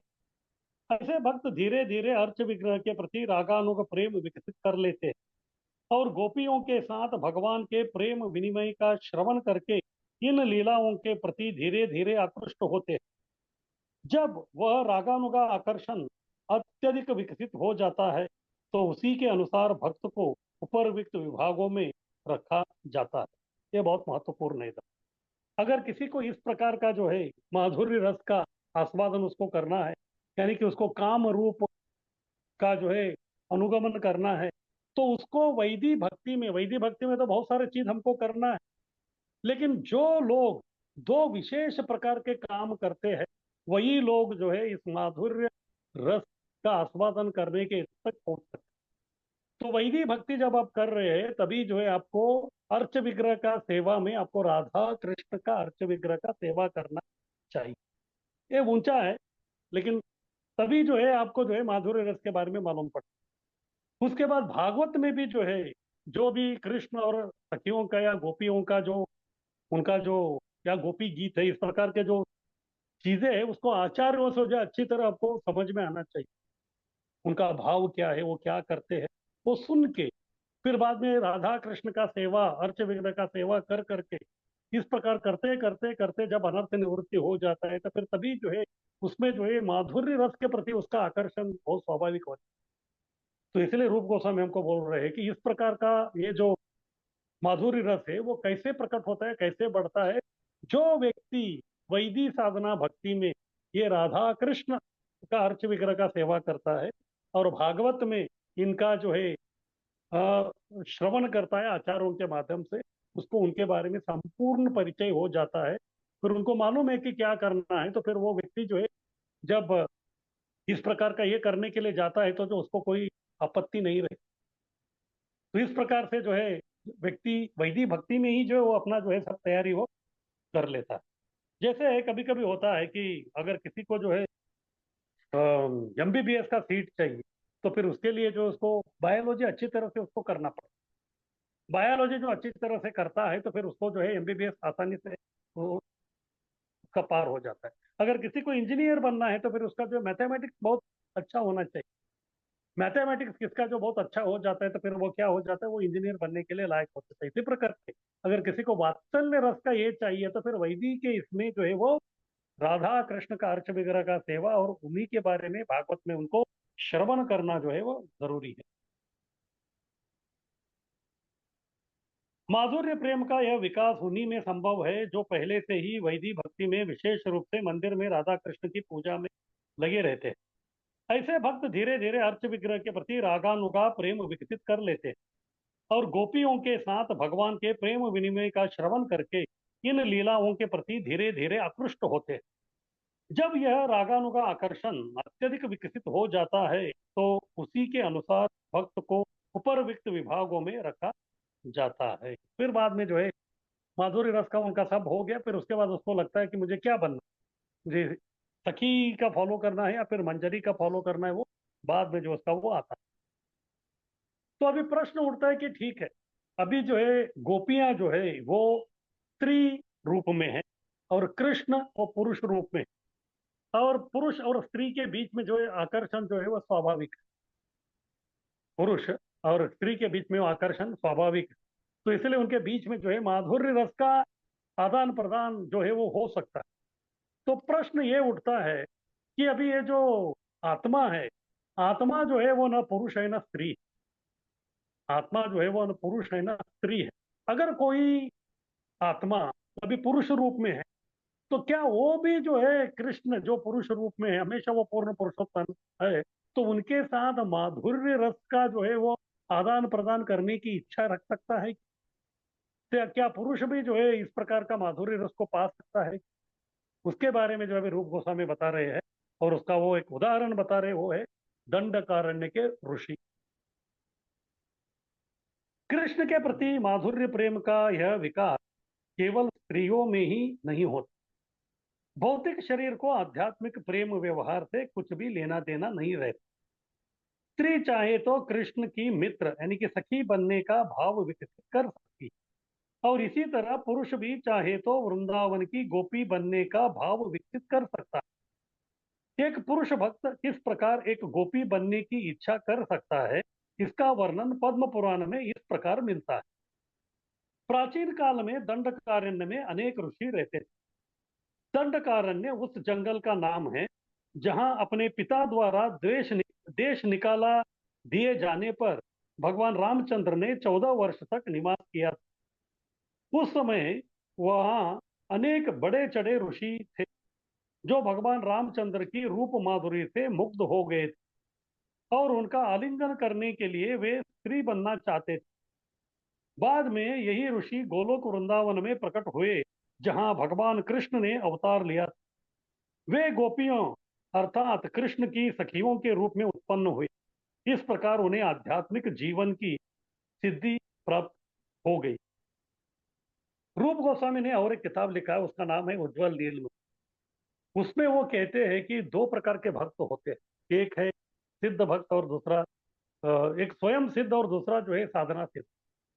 स्वयं सिद्ध यानी कि ये जो रागात्मिका लोग हैं, जैसे नंद महाराज, यशोदा, ये लोग जो स्वयं सिद्ध है, हमेशा वो सिद्ध ही रहेंगे। और बाकी जो है साधना सिद्ध, बोले तो साधना से अपना सिद्ध यानी कि परिपूर्ण, वो परिपूर्ण होना चाहते हैं अपना साधना करके। तो साधना सिद्ध ये जो लोग हैं उसमें भी जो है कुछ गोपियां हैं, साधना सिद्ध गोपी। तो फिर ये साधना सिद्ध गोपियां हैं क्या? तो साधना सिद्ध गोपियां जो है उसमें भी अलग अलग कैटेगरी। जब प्रभु रामचंद्र अयोध्या में रहते थे, क्योंकि प्रभु रामचंद्र जो है वो मर्यादा पुरुषोत्तम, कभी जो अपना मर्यादा का उल्लंघन नहीं करते। और रघुवंश का नीति भी वैसे ही है कि प्राण जाए पर वचन न जाए। फिर उनका वचन, उनका आदर्श वही है कि बस उनका एक ही था कि एक बानी एक पत्नी। राम जो है कभी अपना जो है ये मर्यादा जो है उसका वो कभी उल्लंघन नहीं करते। उनकी एक ही पत्नी थी सीता, उनको छोड़ के और किसी के साथ जो उन्होंने माधुर्य का जो है कोई व्यवहार किया नहीं। लेकिन भगवान तो भगवान है, भगवान जो इतने आकर्षक है, तो फिर बाकी जो स्त्रियां थी वो भी जो है उनके प्रति आकर्षित हो जाती। अयोध्या में जो है कुछ जो कन्याएं थी वो राम जी के प्रति जो आकर्षित हो गए, उनके मन में जो है वो माधुर्य।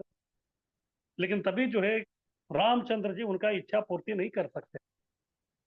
और भगवान जो है वो तो समझते सब, और यहाँ तक गीता में कृष्ण बोलते हैं, ये यथा माम प्रपद्यन्ते ताम तथैव भजाम्यहम्।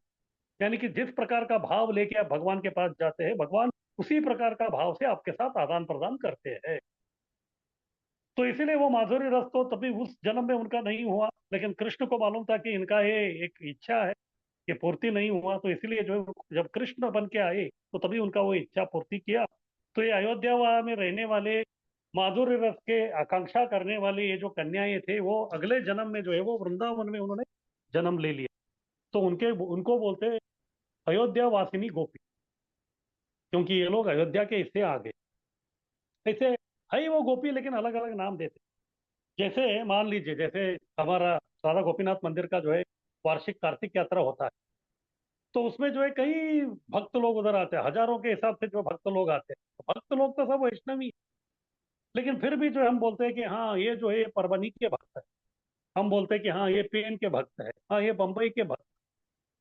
तो इसी प्रकार से वो गोपियां जो है उनको भी बोल रहे कि अयोध्या वासिनी गोपियां, यानी कि पहले वो अयोध्या में थे, अभी वो गोपी बन गई। इसी प्रकार से सीता का विवाह करने के लिए जब रामचंद्र जी जो है जनकपुर गए थे, उधर के भी जो बहुत सारे जो कन्याएं थी वो भी राम जी के प्रति आकर्षित हो गए। फिर राम जी ने बोला कि अभी ये नहीं हो सकता, तो फिर वो लोग भी गोपी बन गए। तो उनको कहते हैं कि जनकपुर वासिनी गोपी। वो जनकपुर वासिनी गोपी है, एक अयोध्या वासिनी गोपी है। फिर कल हम लोग चर्चा कर रहे थे, जो वेद है साक्षात श्रुति, तो उनका भी इच्छा है कि उनको भी गोपी बनना है।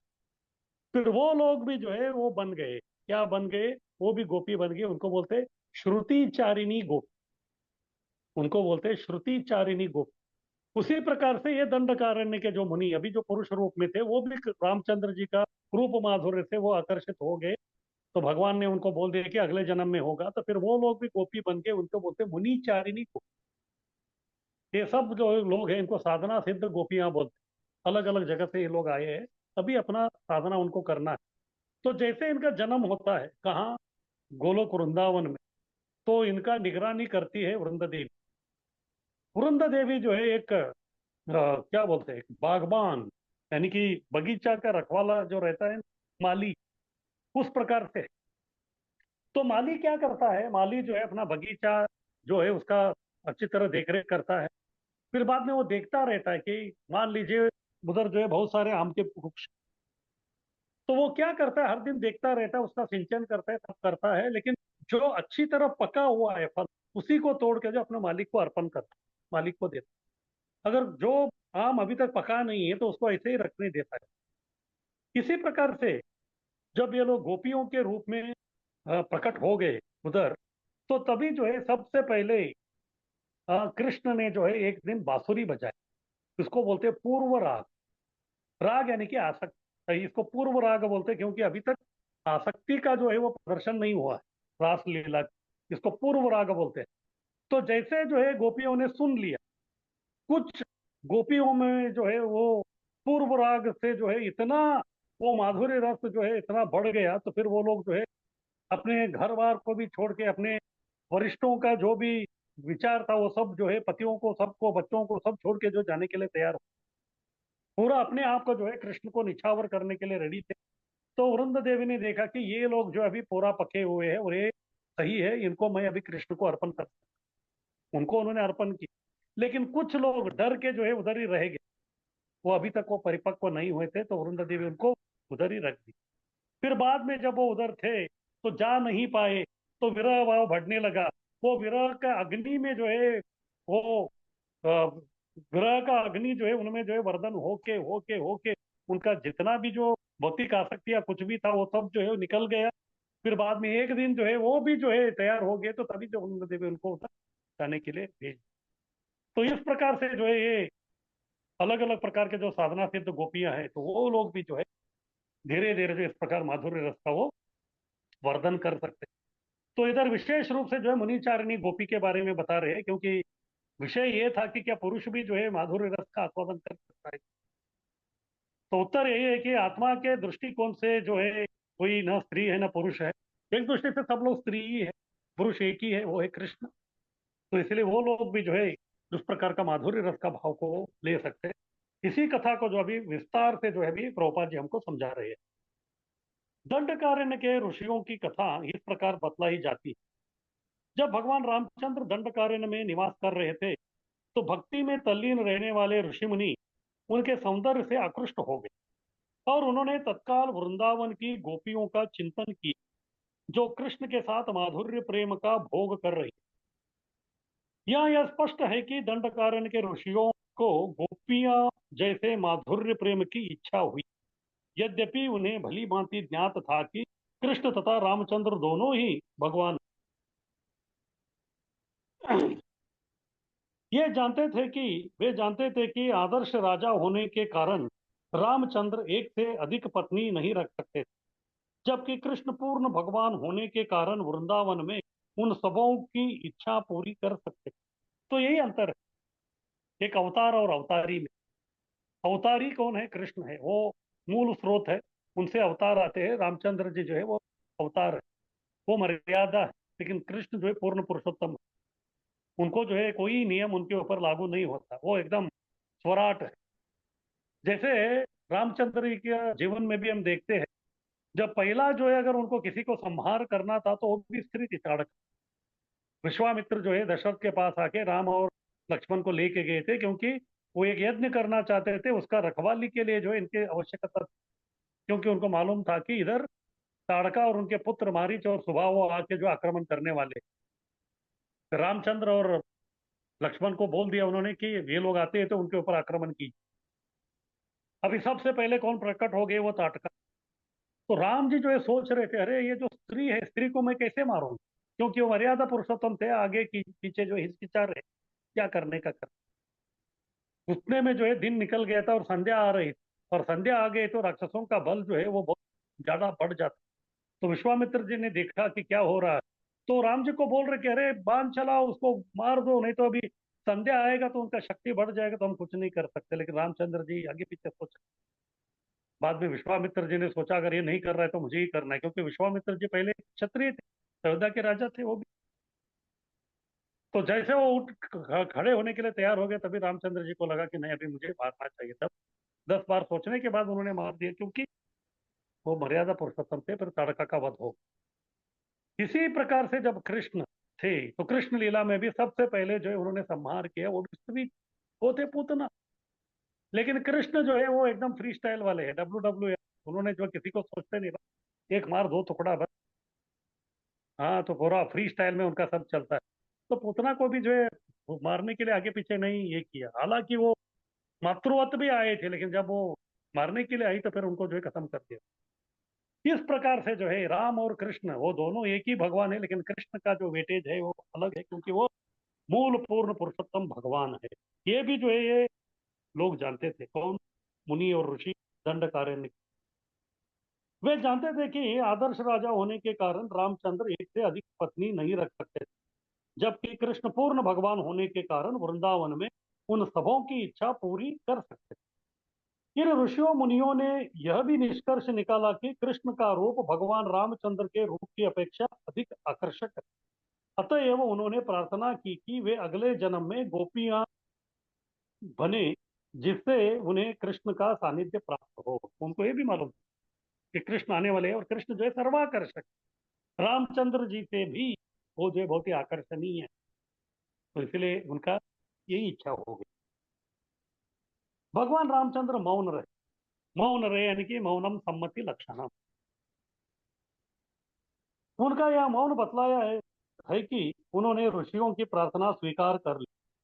इस तरह भगवान रामचंद्र ने उन्हें अगले जीवन में भगवान कृष्ण का सानिध्य प्राप्त करने के लिए वरदान दिया। इस वर के अनुसार उन्होंने गोकुल की गोपियों की गर्भ से स्त्रियों के रूप में जन्म लिया, और जैसे कि उन्होंने पूर्व जन्म में कामना की थी, उन्होंने कृष्ण का सानिध्य प्राप्त किया, जो उस समय गोकुल वृंदावन में विराज रहे थे। इस तरह भगवान कृष्ण के साथ माधुर्य प्रेम की दिव्य भावना विकसित करके उन्होंने अपने मनुष्य जीवन को धन्य बनाया। तो इस उदाहरण देखे रूप गोस्वामी हमको समझा रहे हैं कि जीव जो है, ना पुरुष है ना स्त्री है, वो हमेशा जो है कृष्ण के साथ कोई भी रस, यहाँ तक माधुर्य रस में भी जो है वो कृष्ण के साथ आदान प्रदान करने के लिए जो है वो इच्छा रख सकता है और अपना इच्छा को पूर्ति भी कर सकता है। किसी का कुछ प्रश्न है इस पे?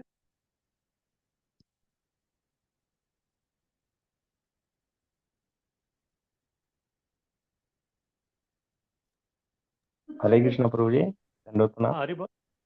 हाँ, जो अभी गोलोक धाम में प्रभु जी ऑलरेडी अभी है, वो सभी इसी भाव में ही भगवान की सेवा करते हैं, क्योंकि आत्मा जो है ना ही पुरुष है ना ही स्त्री है। तो उधर जाके केवल भगवान ही पुरुष है, बाकी सब प्रकृति जैसे ही उधर बिहेवियर भगवान से होता है क्या प्रभु जी बाद में? हाँ जी, हाँ जी, क्योंकि हमारा है जीवेर स्वरूप है नित्य कृष्ण दास, तो हम लोग हमेशा कृष्ण के ही दास है। और कृष्ण हमको जो रसों में जो हमको आस्वादन करने के लिए बोलते हैं, तो उसके हिसाब से सब जो है वो उधर वो चलता रहता है। तो हाँ उधर प्रभु जी। जाके भी जो है हमको बस कृष्ण ही हमारे जो है वो क्या बोलते हैं, उनका संतुष्टि के लिए सब कुछ हमको उधर करना होता है उधर। हाँ हाँ प्रभु जी, अरे धन्यवाद प्रभु जी, हरे कृष्ण। हाँ, योगेश राठी जी बताइए।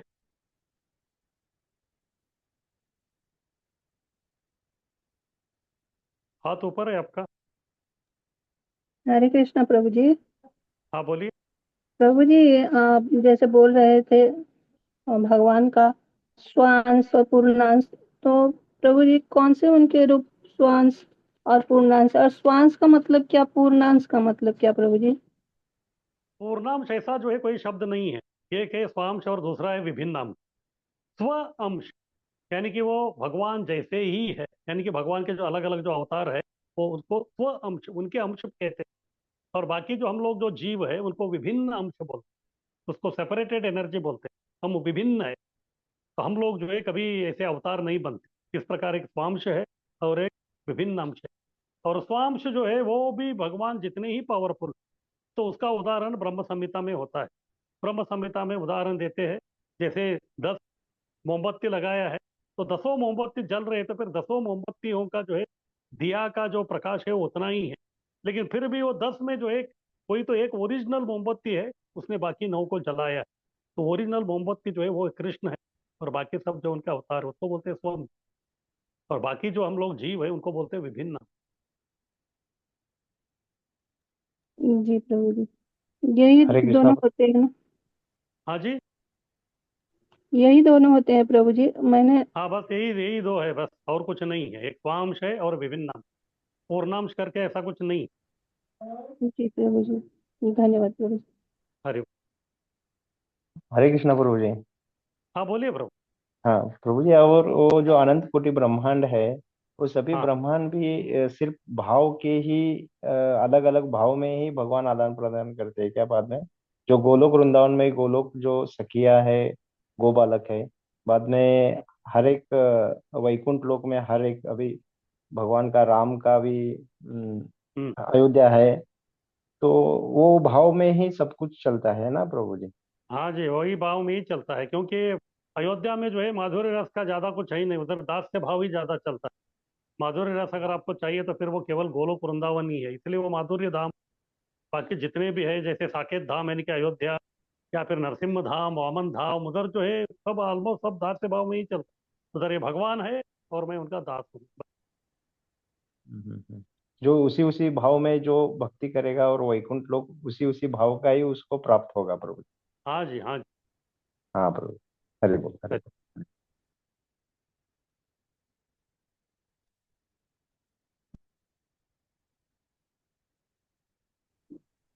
हरे कृष्णा। हाँ, हरि बोल। हाँ प्रभु जी। बोलिए।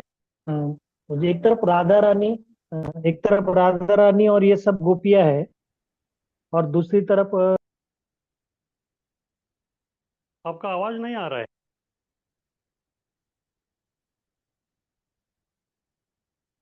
हरि बोल।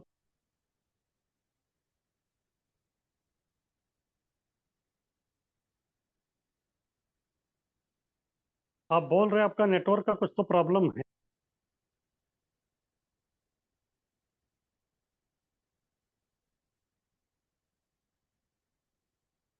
तो ठीक है, और किसी को कुछ कहना है?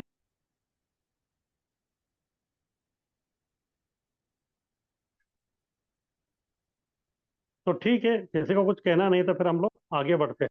आगे कीजिए स्लाइड।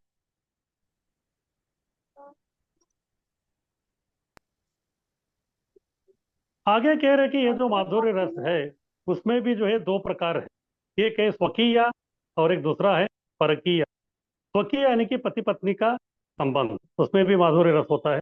और दूसरा प्रेमी और प्रेमिका का संबंध, और वो जो है वो उसमें भी माधुर्य रस होता है। तो स्वकीय जो है साधारण सामान्यतः हम देखते हैं द्वारका में ये रस है। और परकीय परकीय भाव जो है वो वृंदावन में, उसके बारे में बता रहे हैं अभी। तो इसी प्रकार से व्यक्ति को जो है अगर उसको स्वकीय माधुर्य रस का आस्वादन करना है तो फिर उसका रोल मॉडल रहेंगे जो स्वकीय रस में ऑलरेडी है, यानी कि रुक्मिणी, फिर बाद में उनके दूसरे जो है पत्नियां हैं कृष्ण के, वो सब।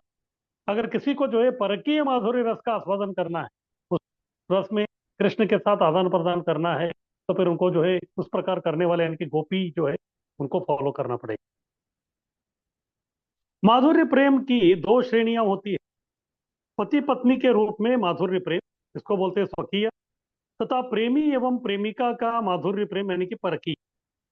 जो कोई पत्नी रूप से में कृष्ण से माधुर्य प्रेम विकसित करता है वह द्वारका चला जाता है, जहां वह भगवान की रानी यानी कि महिषी बन जाता है।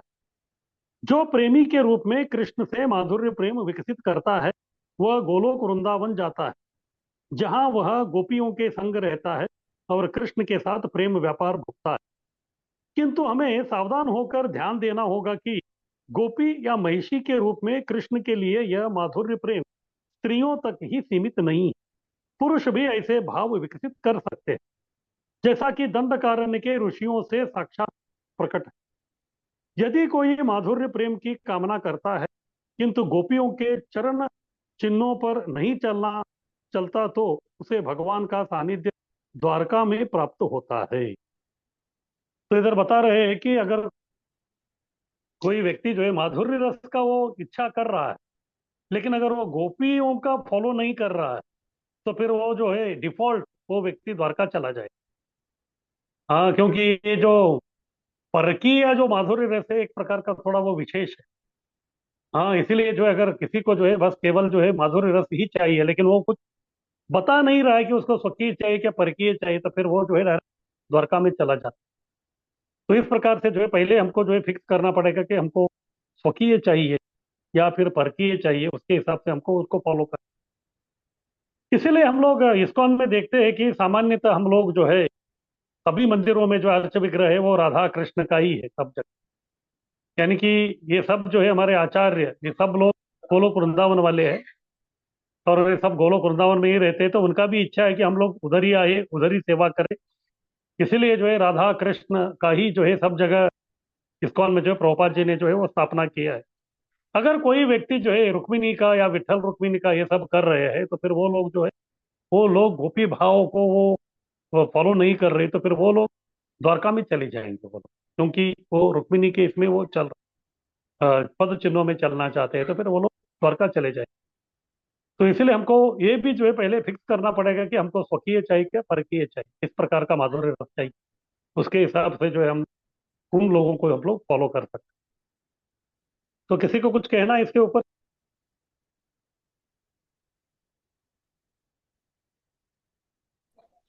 हरे कृष्णा प्रभु जी।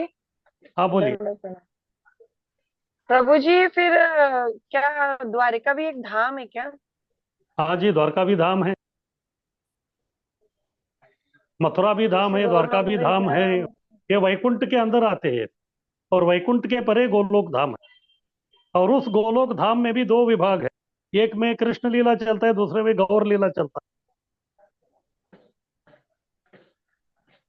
बहुत डिफिकल्ट है प्रभु जी ये सब। है। हाँ, इसलिए जो है ये अभी हमको समझ में नहीं आएगा, वो धीरे धीरे समझ में आएगा। ये बहुत ही पीजी लेवल का सब्जेक्ट है।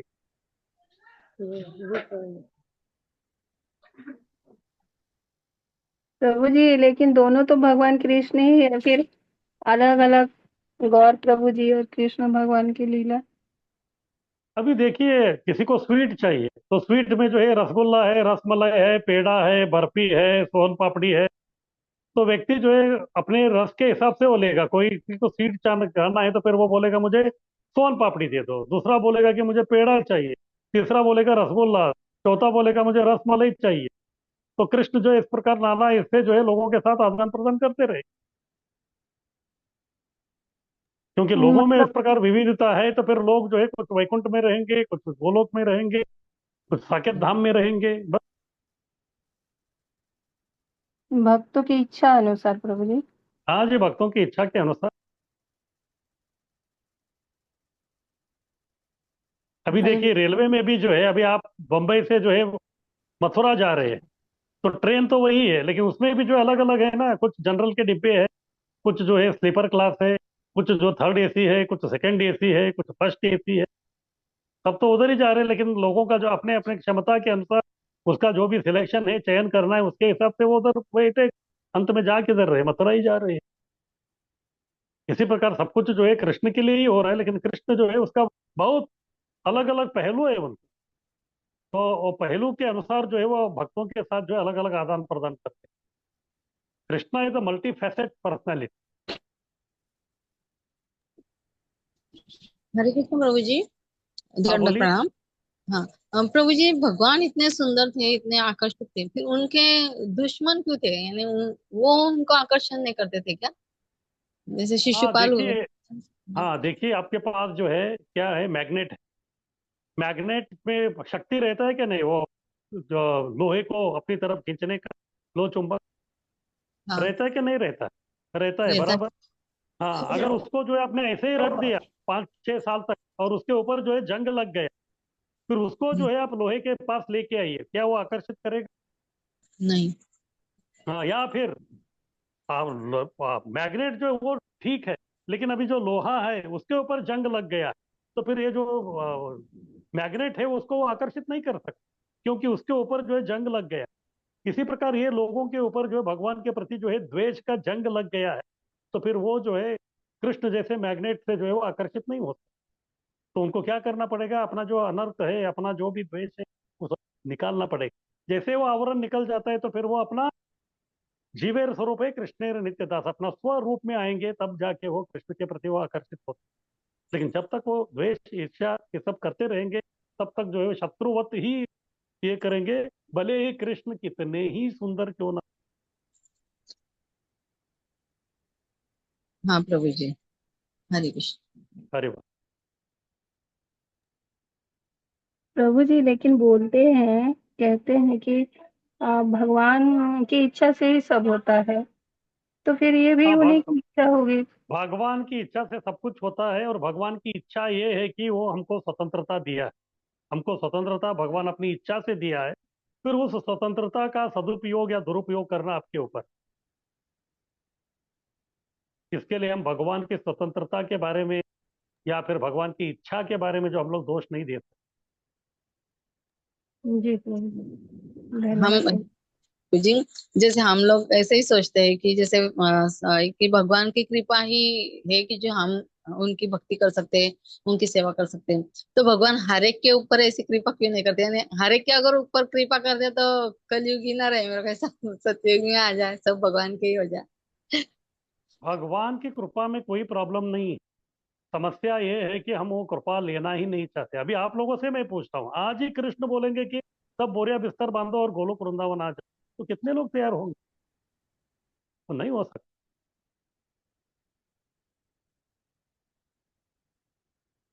हाँ, जो भक्ति मतलब जो भगवान को समझता है वो तो तैयार हो ही जाएगा कि हाँ सही में ये कलयुग, यानी हम संसार में है, ये तो भौतिक जगत है, यहाँ पे दुखालय है ये, सुखालय तो भगवान शाश्वत वहां पे ही है।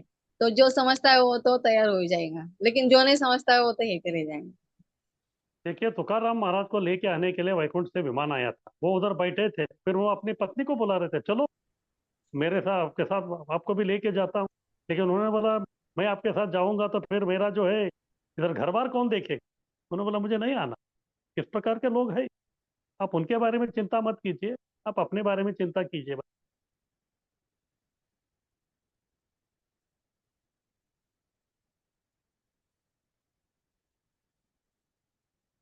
और किसी को कुछ कहना है? तो ठीक है, तो ये हो गया हमारा काम रूप। अरे काम रूप राग भक्ति, फिर बाद में उनके रोल मॉडल कामात्मिका, फिर बाद में कामानुगा। इसका जो है पूरा विस्तार से हम लोगों ने चर्चा कर ली। अभी बचा है संबंध रूप। संबंध रूप का रागात्मिका कौन है? वो अम, वात्सल्य रस, दास्य रस, सख्य रस वाले हैं। तो उसको फॉलो करने वाले जो लोग हैं उनको बोलते हैं संबंधानुग। तो उसके बारे में अभी बता रहे हैं। इस प्रकार संबंधानुग वाले कौन है? वात्सल्य या सख्य भाव, ये है संबंधानुग। जो भक्त माता पिता या मित्र सखा के रूप में भगवान के प्रति आकृष्ट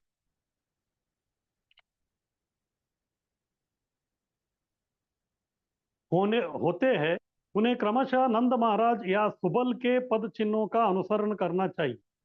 नंद महाराज कृष्ण के पोष्य पिता थे और ब्रजभूमि में कृष्ण के समस्त मित्रों में उनके सर्वाधिक घनिष्ठ मित्र सुबल। तो इस प्रकार से जो है माधुर्य रस छोड़ के बाकी जो रस है, यानी कि वात्सल्य रस, दास्य रस, साख्य रस, ये भी जो अगर आपको आस्वादन करना है तो फिर उसके लिए भी उस रस में जो हमारे रोल मॉडल है उनको आपको फॉलो करना है। यानी कि अगर आपको वात्सल्य रस चाहिए तो फिर नंद यशोदा, उनको फॉलो करना है। या फिर अगर आपको जो है सख्य रस चाहिए तो फिर उनके जो अष्ट सखा है उनमें से किसी को आपको फॉलो करना है। फिर दास्य भाव, कृष्ण के जो कुछ दास है, रक्तक, पत्रक, चित्र, उनको जो है आपको रोल मॉडल बना के उनको आपको फॉलो करना है। तब जाके जो है संबंधान होगा, ये जो है वो चलता रहता है।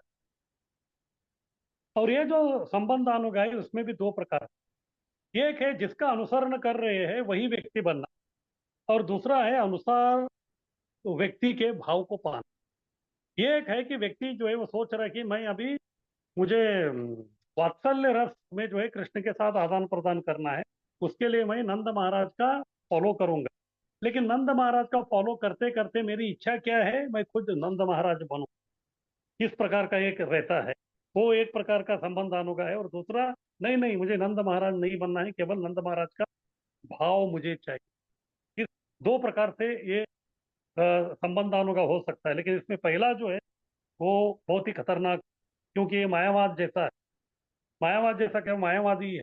जैसे एक लोग जो है कृष्ण की भक्ति करना चाहते हैं, क्यों? क्योंकि उनको कृष्ण बनना है। इसी प्रकार इधर जो है कुछ लोग रहते हैं, वो सोचते हैं कि चलो मैं राग भक्ति करूंगा, नंद महाराज को फॉलो करूंगा, लेकिन मेरी इच्छा क्या है, मुझे नंद महाराज बनना है। तो हमारे आचार्य और हमारे जो गौड़ी वैष्णव परंपरा के जो लोग हैं उनको ये मान्य नहीं। हाँ, ये जो है बिल्कुल मान्य नहीं है। तो इसलिए जो दूसरा है वो किस व्यक्ति का हम अनुगमन कर रहे हैं, उस व्यक्ति का केवल भाव को हम लोग प्राप्त करेंगे। वो जो रागात्मिक का पोस्ट है उनका, हाँ, उसको जो है हम लोग हड़पना नहीं चाहते। भगवान के पिता या सखा बनने के भी दो प्रकार है। एक विधि यह है कि सीधे भगवान का पिता बनने का प्रयास किया जाए, और दूसरी विधि है कि नंद महाराज का अनुसरण करते हुए कृष्ण के पिता होने के आदर्श की चेष्टा की जाए। इन दोनों विधियों में से सीधे कृष्ण का पिता बनने की विधि की संस्तुति नहीं की जाती। ऐसी विधि मायावाद दर्शन से कलुषित हो सकती है। मायावादी या एकेश्वरवादी अपने आप को कृष्ण मानते हैं, और यदि कोई यह सोच ले कि वह स्वयं नंद महाराज हो गया तो उसका पितृप्रेम मायावादी दर्शन से कलुषित हो जाएगा। मायावादी चिंतन पद्धति अपराधपूर्ण है, और कोई भी अपराधी कृष्ण का सानिध्य प्राप्त करने के लिए भगवत धाम में प्रवेश नहीं पा सकता। हाँ, तो इस प्रकार से जो है ये संबंधानुगा ये करने के लिए आपके रोल मॉडल है, तो उसमें जो हमको वो रोल मॉडल जो व्यक्ति है वो व्यक्ति ही बनने की इच्छा नहीं करना है, केवल उनका भाव। इसलिए संबंधानुगा ये भाव, उस भाव को जो हमको प्राप्त करने की जो है इच्छा हमको रखनी है, वो व्यक्ति हमको नहीं बनना है। तो किसी को कुछ कहना है इसके ऊपर?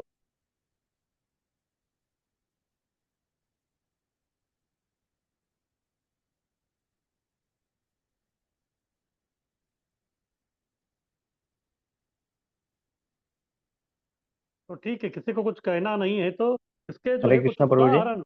हाँ बोलिए। हरे हरे कृष्णा प्रभु जी, दंडवत प्रणाम।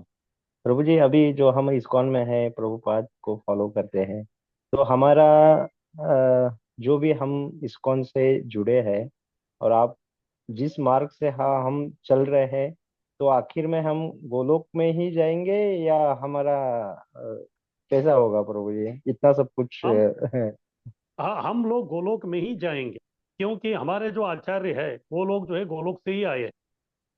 हाँ, हाँ। तो कृष्ण है, फिर उसके बाद राधा रानी है, फिर राधा रानी का जो सखियां हैं उसमें ललिता सखी। ललिता सखी के अंडर जो काम करने वाले जितने भी जो मंजरी है वही इधर हमारे आचार्य बन के आए हैं। तो इसलिए अगर हम्म। उनको मिलने के लिए हमको जाना है तो फिर जो है हम लोग उन्हीं के पास जाएंगे। जैसे मान लीजिए आप जो है अभी बेलगाम में रह रहे हैं, फिर आपको जो है हम्म। इधर बम्बई आना है, तो बम्बई में जो है हम्म। बहुत सारे लोग हैं, लेकिन आप किसी के घर नहीं जाएंगे। आप किसके घर जाएंगे? जो आपके वही। मामा है, चाचा है, जो भी है उसी के घर आप जाएंगे बराबर। इसी बराबर प्रकार बराबर। से हम भी जो है कोई लोक में इधर उधर नहीं जाएंगे, हम बराबर जो व्यक्ति का हमारे संबंध वाला है तो बराबर उन्हीं के पास हम लोग जाएंगे। वही कुंज में हम्म। जाएंगे, वही इधर जाके जो है हम लोग वही सेवा करेंगे, क्योंकि ये लोग सब वृंदावन में उधर रहते हैं।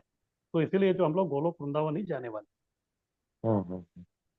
वही जो हमारी इस्कॉन की जो परंपरा है और दिनचर्या हैं। हाँ है, जी। हाँ जी। वो उधर ही लेके जाएगी हमको। हाँ, उधर और ही उसी लेके जाते प्रकार हैं, ही इसलिए आप। हमारा भाव भी अंतर भाव भी उसी प्रकार ही जागरूक होगा प्रभु जी। हाँ जी, हाँ जी, उसी प्रकार का ट्रेनिंग दिया जा रहा है हम लोगों को। हाँ हाँ हाँ इसलिए मंदिर हाँ। में अर्च विग्रह जो है उधर भी राधा कृष्ण है, तो उन्हीं का है। फिर हम लोग जो मंत्र पढ़ रहे हैं, हरे कृष्ण महामंत्र, तो उसमें राधा और कृष्ण का ही नाम है और किसी का नहीं है। तो ये सब जो है हमको उसी दिशा में लेके जा रहा है। वही वो ट्रेनिंग हो रही है हमको। हाँ जी, वही हाँ। ट्रेनिंग हो रहा है। जैसे ट्रेनिंग खत्म हो जाएगा तो फिर अब डायरेक्ट जो है उधर आपको प्रमोट किया जाएगा। हाँ प्रभु जी, हाँ, ये धन्यवाद आपको सर। समझ में नहीं आ रहा है क्या चल रहा है, लेकिन समझ में नहीं आ रहा है, हाँ, लेकिन वो ट्रेनिंग बराबर ट्रेनिंग चल रही। ट्रेनिंग हो रही है। ट्रेनिंग हाँ, बराबर चल रही है बस। ट्रेनिंग बराबर चल रही है। हरि हाँ बोल, प्रभु। हरि बोल वो प्रभु। एक एक एक बार हमको वो भाव आ जाएगा। हाँ जी, वो जैसे आप वो लेवल आ जाएगा ना, फिर वो कृष्ण जो है बताएंगे बस आपका जो है ट्रेनिंग खत्म हो गया, अभी आप आ जाओ। हाँ, आज तक ये सब कुछ पता नहीं था प्रभु जी, हम भक्ति कर रहे थे, लेकिन आपने हम्म। बहुत सुंदर रीति से वो बता रहे हैं, वो हम गुंग हो गए उसमें प्रभु जी। धन्यवाद प्रभु जी। बस हरे जी कृष्ण, प्रभु हरे जी, कृष्ण। सही बोल रहे हैं हरे प्रभु जी। धन्यवाद प्रभु हरि जी, हरे कृष्णा। हरे कृष्ण। हरे कृष्णा प्रभु जी। लेकिन अभी अभी आप हाँ बोलिए।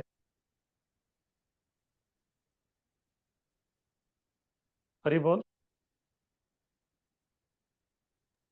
शायद माता जी का नेटवर्क नहीं। प्रभु जी, अभी जो हाँ आपने बोलिए। नंद महाराज का बताया है कि नंद महाराज के जैसे वो बनना चाहते हैं तो उनका संबंधन होगा, उनके जैसा अनुसरण करें। और जो हरि बोल। उनके भाव पाना चाहते हैं तो वो हाँ बस जी। उनके जैसा प्रेम पाना चाहते हैं कि हम भी नंद महाराज के जैसे प्रेम अपने बच्चों को करें, चाहे उनके जैसा प्रेम प्रेम हम में भी आए। यही हाँ है जी। ना प्रभु जी? हाँ जी, यही है। जी जी प्रभु जी।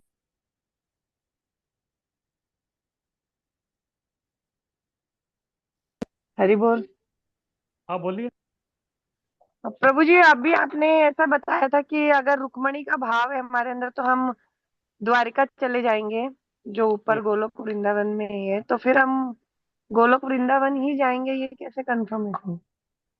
मैं आपको वही तो बता रहा हूँ, आपको जो ट्रेनिंग मिल रहा है आपको मालूम नहीं है कि हम आपको जो है, आपको हम लोग गोलोक वृंदावन का ही ट्रेनिंग दे रहे हैं। अभी आपको जो है रुक्मिणी का करना है तो रुक्मिणी गोलोक वृंदावन में नहीं रहती, वो वैकुंठ लोक में रहती, तो आपको वैकुंठ में छोड़ देंगे हम लोग। फिर आगे जो है, अब उसके आगे गोलोक वृंदावन। लेकिन ये तो प्रभु आंतरिक मन पे डिपेंड है ना, ऐसे भाव जागृत हम जबरदस्ती कैसे कर सकते हैं? मतलब वो तो हमारे जबरदस्ती कुछ अंदर नहीं से है, आना चाहिए ना। अंदर से आपका आ जाएगा, अंदर से आपका आ जाएगा। आप बोलेंगे कि नहीं प्रभु जी, मुझे जो है रुक्मिणी का करके मुझे जो है पंढरपुर ही जाना है, तो हमको कोई आपत्ति नहीं है, आप जाइए, कुछ प्रॉब्लम नहीं। तो वो भी प्रभु जी हमारा गंतव्य स्थान है क्या, जैसे गोलोक वृंदावन बोला जाता है? गंतव्य स्थान आपको जो है बाद में फिक्स कर सकते हैं आप। देखिए, जैसे अगर आपको जो है अमेरिका जाना है, अमेरिका जाना है तो आपके लिए जो बहुत सारा काम करना पड़ता है। आपके पास पासपोर्ट चाहिए, आपके पास वीसा का उनका जो है स्टैंपिंग होना चाहिए, उनका अनुमति होना चाहिए कि आप उनके देश में जा सकते हैं। फिर बाद में ये एक बार आप जो है अमेरिका में लैंड कर दिया, कहाँ, न्यूयॉर्क में। उसके बाद जो है आप न्यूयॉर्क में एक बार लैंड कर दिया, अमेरिका में आपने प्रवेश कर दिया, तो उसके बाद आप अमेरिका में किधर भी जा सकते हैं। आप सैन फ्रांसिस्को जाइए, लॉस एंजलिस जाइए, सियाटल जाइए, इधर जाइए, उधर जाइए, कोई आपको पूछने वाला नहीं। इसी प्रकार से जब आप आध्यात्मिक जगत में जो है एक बार प्रवेश करते हैं, आप जो है गलती से या कुछ भी जो है द्वारका में आ गए, तो उधर कुछ दिन आप रहे, फिर बाद में आपको ऐसा लग रहा है कि नहीं, मुझे जो है अभी माधुरी रस का आस्वादन करने के लिए वो जाना है, तो फिर तभी जो है कृष्ण उसका जो है कुछ बंदोबस्त करेंगे, फिर आप जो है अपना उधर से जो है प्रमोट हो सकते हैं। वो जो है बहुत जी ही प्रभु जी। डायनामिक धाम है, उधर कैसा चलता है वो हम जो है इधर बैठ के विचार नहीं कर सकते। वो बहुत ही डायनामिक धाम है। वहां से भौतिक जगत में आना तो नहीं पड़ेगा ना, ऐसा तो कुछ नहीं है ना? अगर आपकी इच्छा है तो फिर वो भी हो सकता है, वो भी आपके ऊपर है। नहीं। नहीं प्रभु जी। हाँ, तो इच्छा नहीं है तो फिर भगवान नहीं भेजेंगे।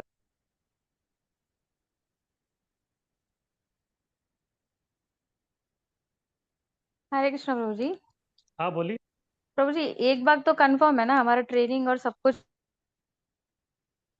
हो जाने के बाद एक बार हम लोग गोलोकधाम जाएंगे तो दोबारा वापस तो नहीं आएंगे ना? कृष्ण की तो वो इच्छा नहीं है, लेकिन अगर आप इच्छा करेंगे तो फिर कृष्ण रोकेंगे नहीं, वो बोलेंगे कि आपका इच्छा है तो फिर आप जा सकते हैं, प्रॉब्लम नहीं। नहीं नहीं, ऐसा नहीं चाहिए। हाँ तो ठीक है, कृष्ण जो अपनी तरफ से कभी नहीं बोलते, इसलिए कृष्ण खुल्लम खुल्ला 100% बोलते हैं।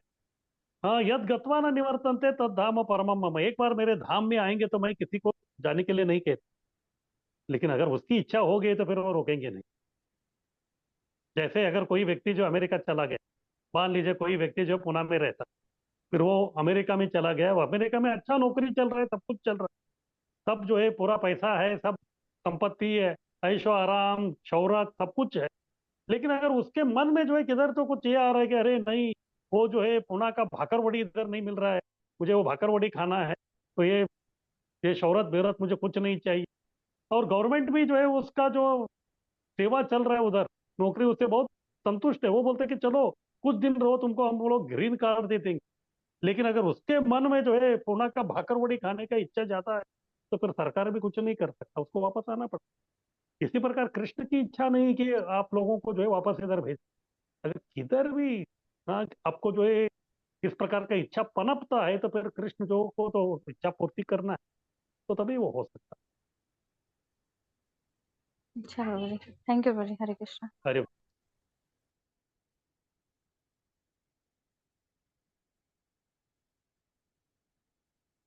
तो ठीक है, आगे बढ़ते हैं। अभी आगे जो है कुछ उदाहरण बता रहे हैं संबंध अनुगा का। हरे कृष्णा प्रभु जी। हाँ बोलिए। प्रभु जी, पर वो इच्छा हमारे अंदर नहीं आए इसके लिए हमको क्या करना चाहिए? क्योंकि ऐसे हम देखते हैं अभी रामायण में भी जितने भी सेवक वगैरह थे, तो राम जी वापस लीला करने के लिए आए तो सबके सब वापस आए, तो उनको भी कुछ ना कुछ स्ट्रगल करना पड़ा, दुख झेलने पड़े। तो हम भी अगर वहां पे जाके भी अगर फिर से इच्छा हमें हमारे अंदर आ गया तो फिर से हमारा पतन हो सकता है। तो वो नहीं हो इसलिए हमको क्या करना चाहिए प्रभु जी? या फिर वो किसके हाथ में रहेगा, मतलब ऐसे? अभी देखिए, बॉम्बे का एक व्यक्ति जो है पुणे गया है, और पुणे गया है तो फिर वो गायब हो गया।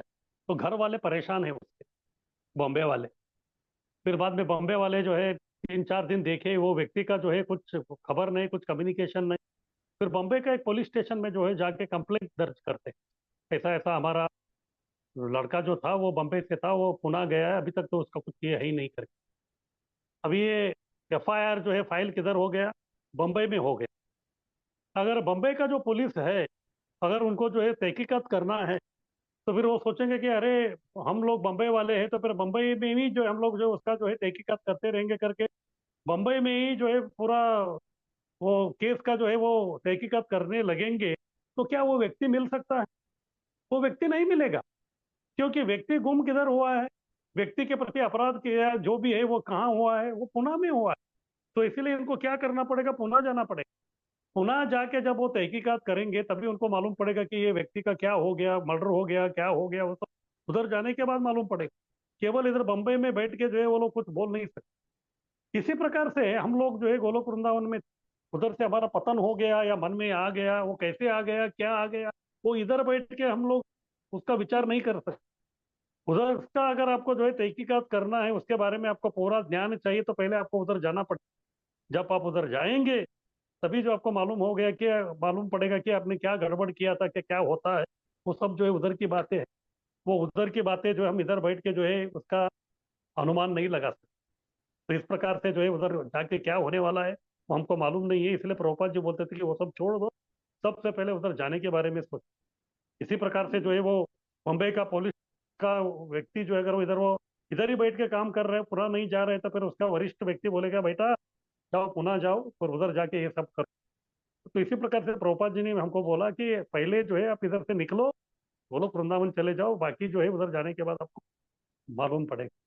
जैसे मान लीजिए अगर कोई व्यक्ति खड्डे में गिरा है और उसको ऊपर उठाने के लिए एक व्यक्ति ने जो है रस्सी डाला है, फिर नीचे जो दलदल है, हर क्षण जो है वो व्यक्ति दलदल के अंदर जा रहा है, और ऊपर वाला बोल रहा है अरे बेटा वो रस्सी को पकड़ो, लेकिन वो बोल रहा है कि नहीं नहीं, मुझे पहले बताओ कि मुझे धक्का किसने मारा, मैं इधर कैसे गिर गया।